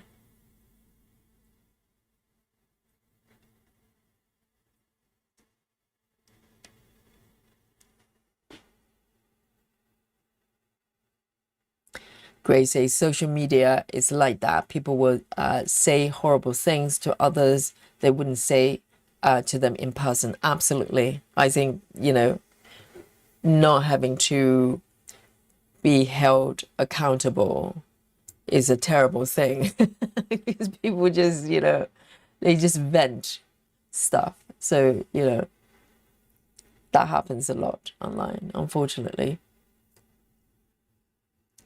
Jeanine says it's much easier to be mean and nasty to people on the phone, over text, online. They feel safer and feel free to say whatever they want.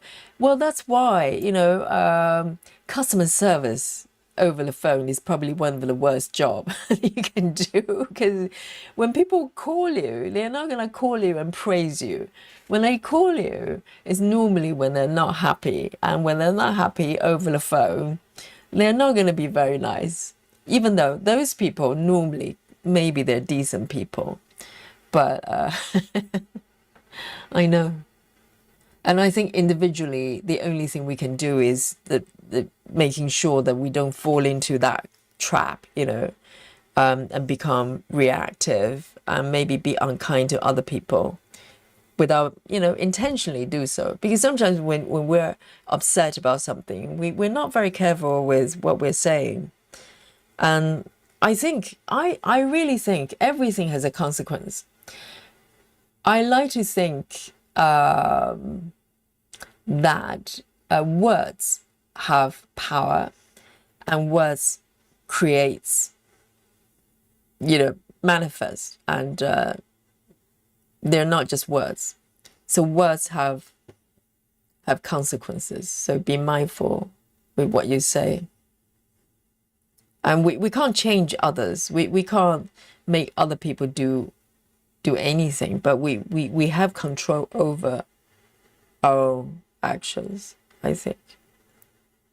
And it's worth to be mindful about.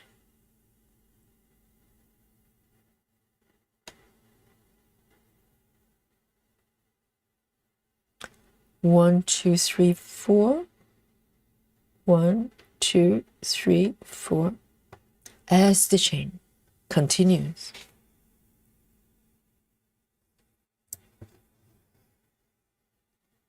Because words are not inconsequential.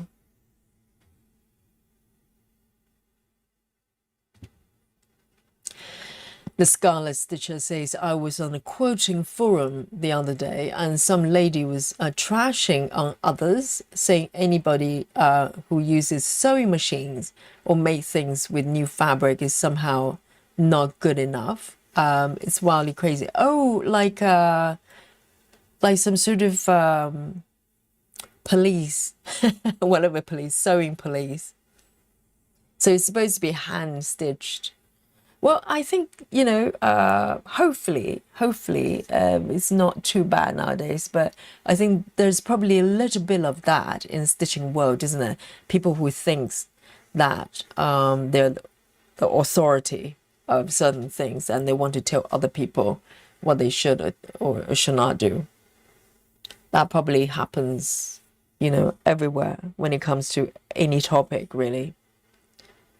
And it's a shame, isn't it? Because what are we doing?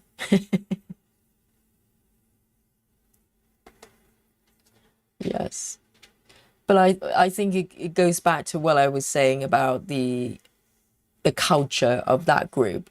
If that kind of comments are, regularly tolerated, then, people just say whatever they want, maybe escalate, or get worse. But if you're in a group of people, amongst a group of people that is just frowned upon, people stop doing it. They just don't.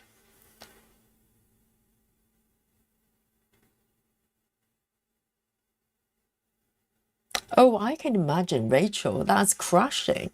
You work so hard to create the chart.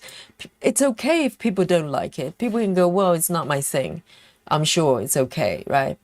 But if they just trash it, why would they do that?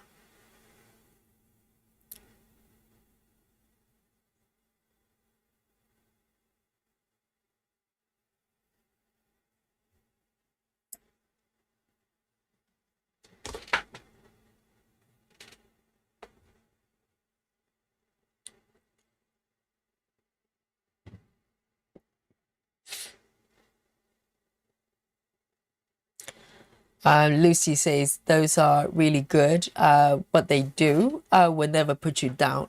Absolutely agree. Yes. And those who do cool names have little or no talent. I'm sorry, they said mean things to you, Rachel. It's absolutely true, because when a lot of times when people are very negative with others and judge others, a lot of times they probably doing a lot of judging on themselves. They're probably very critical and maybe about themselves, and maybe don't like themselves very much. And I truly think a lot of, people who are unkind to other people, they're probably not very kind about themselves. It's a kind of projection of their internal view of themselves. So, for instance, very often, well, it's an example. For instance, people who maybe used to smoke and stop smoking, they're extremely critical about people who smoke, because they feel like, I have gone through the pain and suffering of quitting. Why can't you? Why are you still smoking? That kind of stuff. So it's not black and white, but a lot of times when we feel very strongly about someone else's, choices, and that's because we somehow, there's an internal resentment about yourself. So it's a reflection. I absolutely agree, Lucy. So if you think about that, Rachel, anyone who's unkind to you for any, well, that, not just for the artwork, but about anything else, just think about it, have compassion for them, because those people who are probably suffering from the inside, because how can you have that kind of, meanness within, oneself, if they're happy? Happy people do not judge others and be mean to others. Amanda says, I feel I'm nicer online. I have trouble with spoken words. I have time to think when I can write words out, because you have time to actually think through what you say.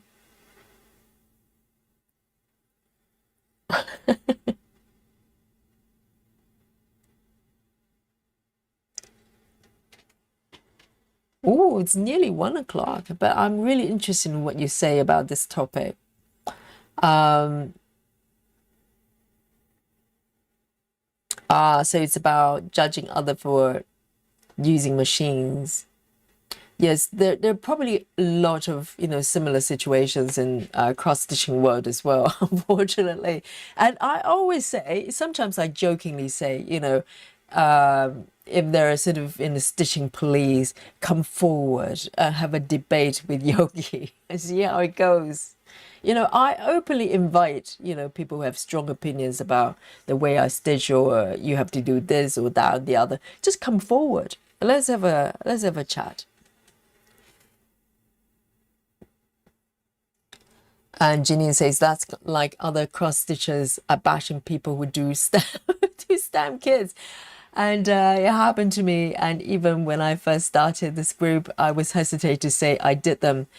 I had a little bit of a sense of that now, because our group is, so many people doing stamp kits is very normal.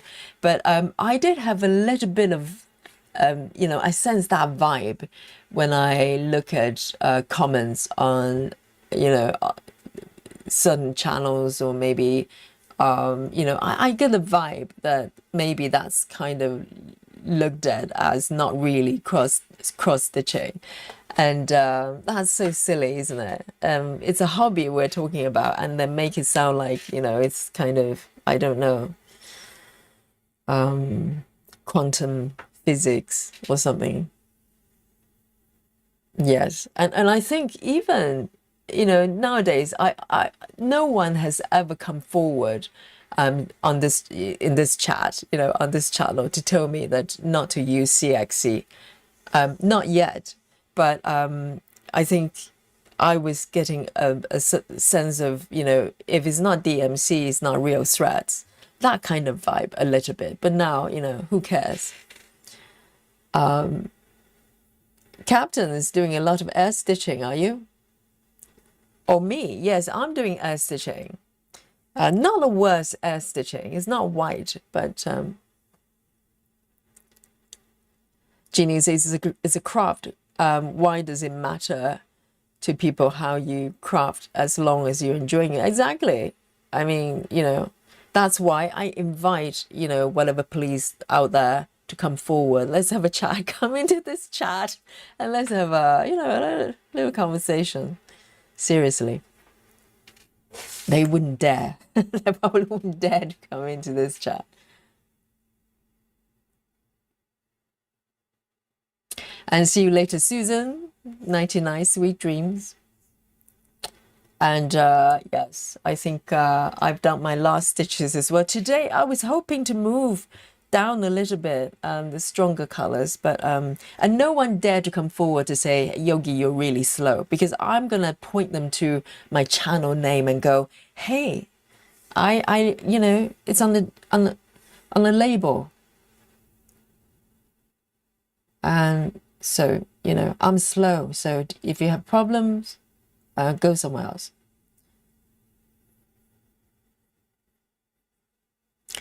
And let me have a look.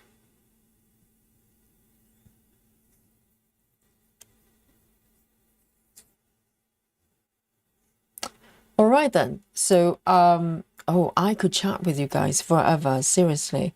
But it is 15 minutes to 1 o'clock. And let me have a look.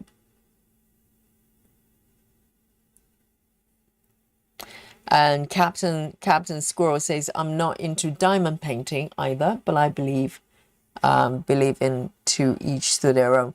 It's a weird thing, because if you think about the psychology of having to criticize someone else for doing things they don't want to do. So let's say if you're not into stamp kits, if you don't like diamond painting, and you just don't do them, that's very simple. But you have to think about, why does anyone feel the need to tell other people to maybe not do that because they don't like it, so they don't want other people to do it? It's quite weird, isn't it?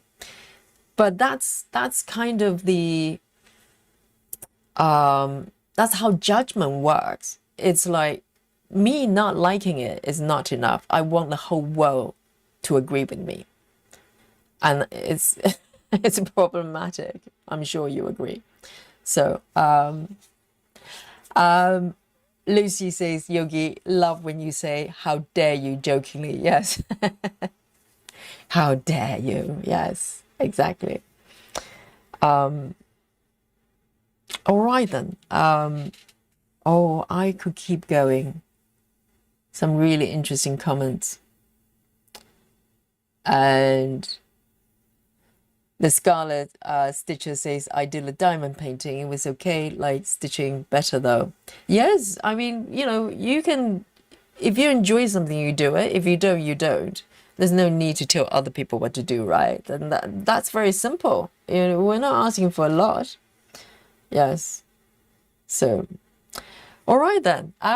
I have to call it a night. It's a few minutes to 1 o'clock actually, and I don't have super early morning classes, luckily, but I do need to go to bed at some point. So guys, as usual, just so great to chat with you. But of course, before I go, I want to share with you my stitch count today. I don't think it's going to be a Yomari night, okay? Just manage the expectations, and let's have a look. So this is what I've done today. So today, slightly sort of, change of methods with this area. I kind of, try to guide the stitches horizontally and downwards. So I'm very into kind of parking downwards at the moment. So this is what I've done. But essentially, I'm just doing mini cross country and park. Okay, so this is what I've done here. There's some stuff happening here. Very exciting. Little bit of air stitching. But that goes with the territory. And let me just zoom out a little bit more here. And yes, I am going to, oh, Janine says 175. Grace says Grace says 335. Grace, I love you. And Monique says 220. Well, let's have a look then. Maybe one of you is correct, and I'm not gonna guess. Okay, so let's have a look. Let's zoom out here. I'm gonna count down to 3, 2, and 1. Are you ready? There you go. Oh, not bad. Well, Janine, and well, somewhere between Monique's count and Janine, isn't it? To be honest, oh, let's have a look. It's not refreshed yet. To be honest, I thought it was going to be about 150. To be honest, because I was stuck with quite a lot of confetti, kind of ninja stitches, but not too bad. It's nearly 200. It's not bad at all considering it's air stitching and a bit of confetti, isn't it? Not bad, not bad. And we're chatting as well. So nearly 200 stitches. I'm very pleased. And I hope you enjoy your session as well. And every day we have different things to talk about, and it's so educational and so fun with you. And I hope you enjoy your session. And tomorrow is Monday, so we will no stream tomorrow, but I'll catch up with you on Tuesday. And until then, take care of yourself and watch replays and maybe hype. I'm gonna do that. Maybe hype a few videos. How's that as a hobby? And okay, I'll see you on Tuesday. So from the sleepy London town, Yogi signing out. And I'll see you on Tuesday. Night night, everyone. Bye bye.